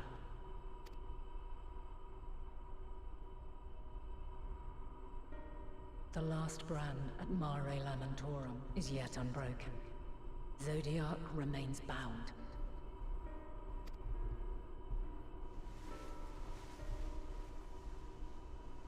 I have shifted the flow of ether and sent the enemy far from their destination. Now, I shall divert it once more. An ally awaits, and I will deliver you unto him. Seek his aid. Restore the seal. Zodiac must not be set free.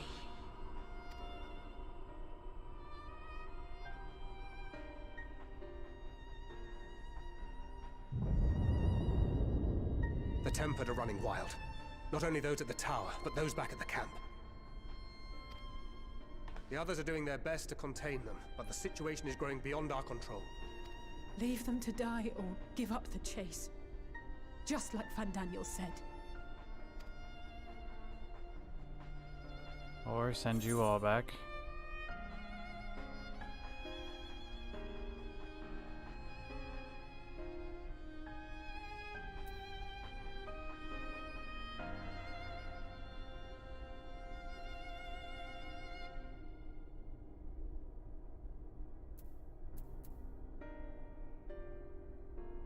I'm the one who wants.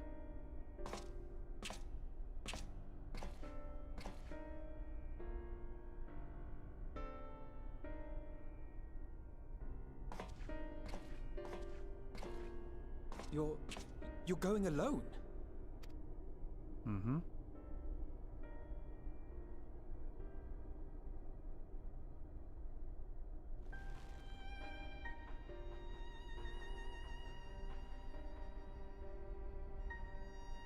You have our trust and our faith.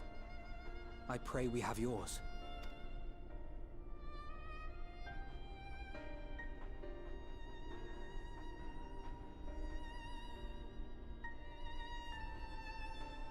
Our friends in the Tempered need our help. We will save as many as we can, I swear. Once we have matters well in hand, we'll join you on the moon. Until then, be careful. There's no telling what you'll find.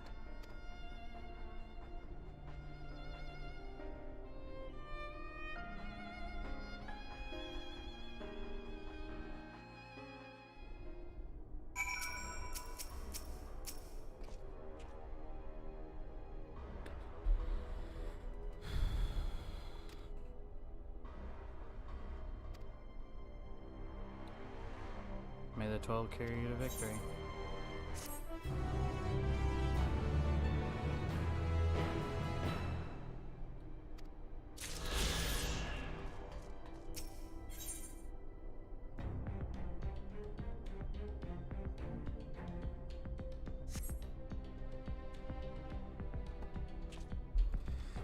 Alright guys, it's 8:30, just about.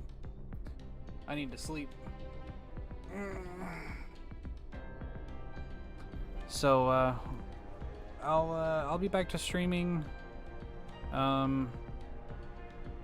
my normal time, because this is my last day off, so, or that was my last night off, so I go back to work tomorrow. So we'll be back at 5 o'clock to continue this and take our trip to the moon. So thanks to all who came by, and see you later. Night, everybody.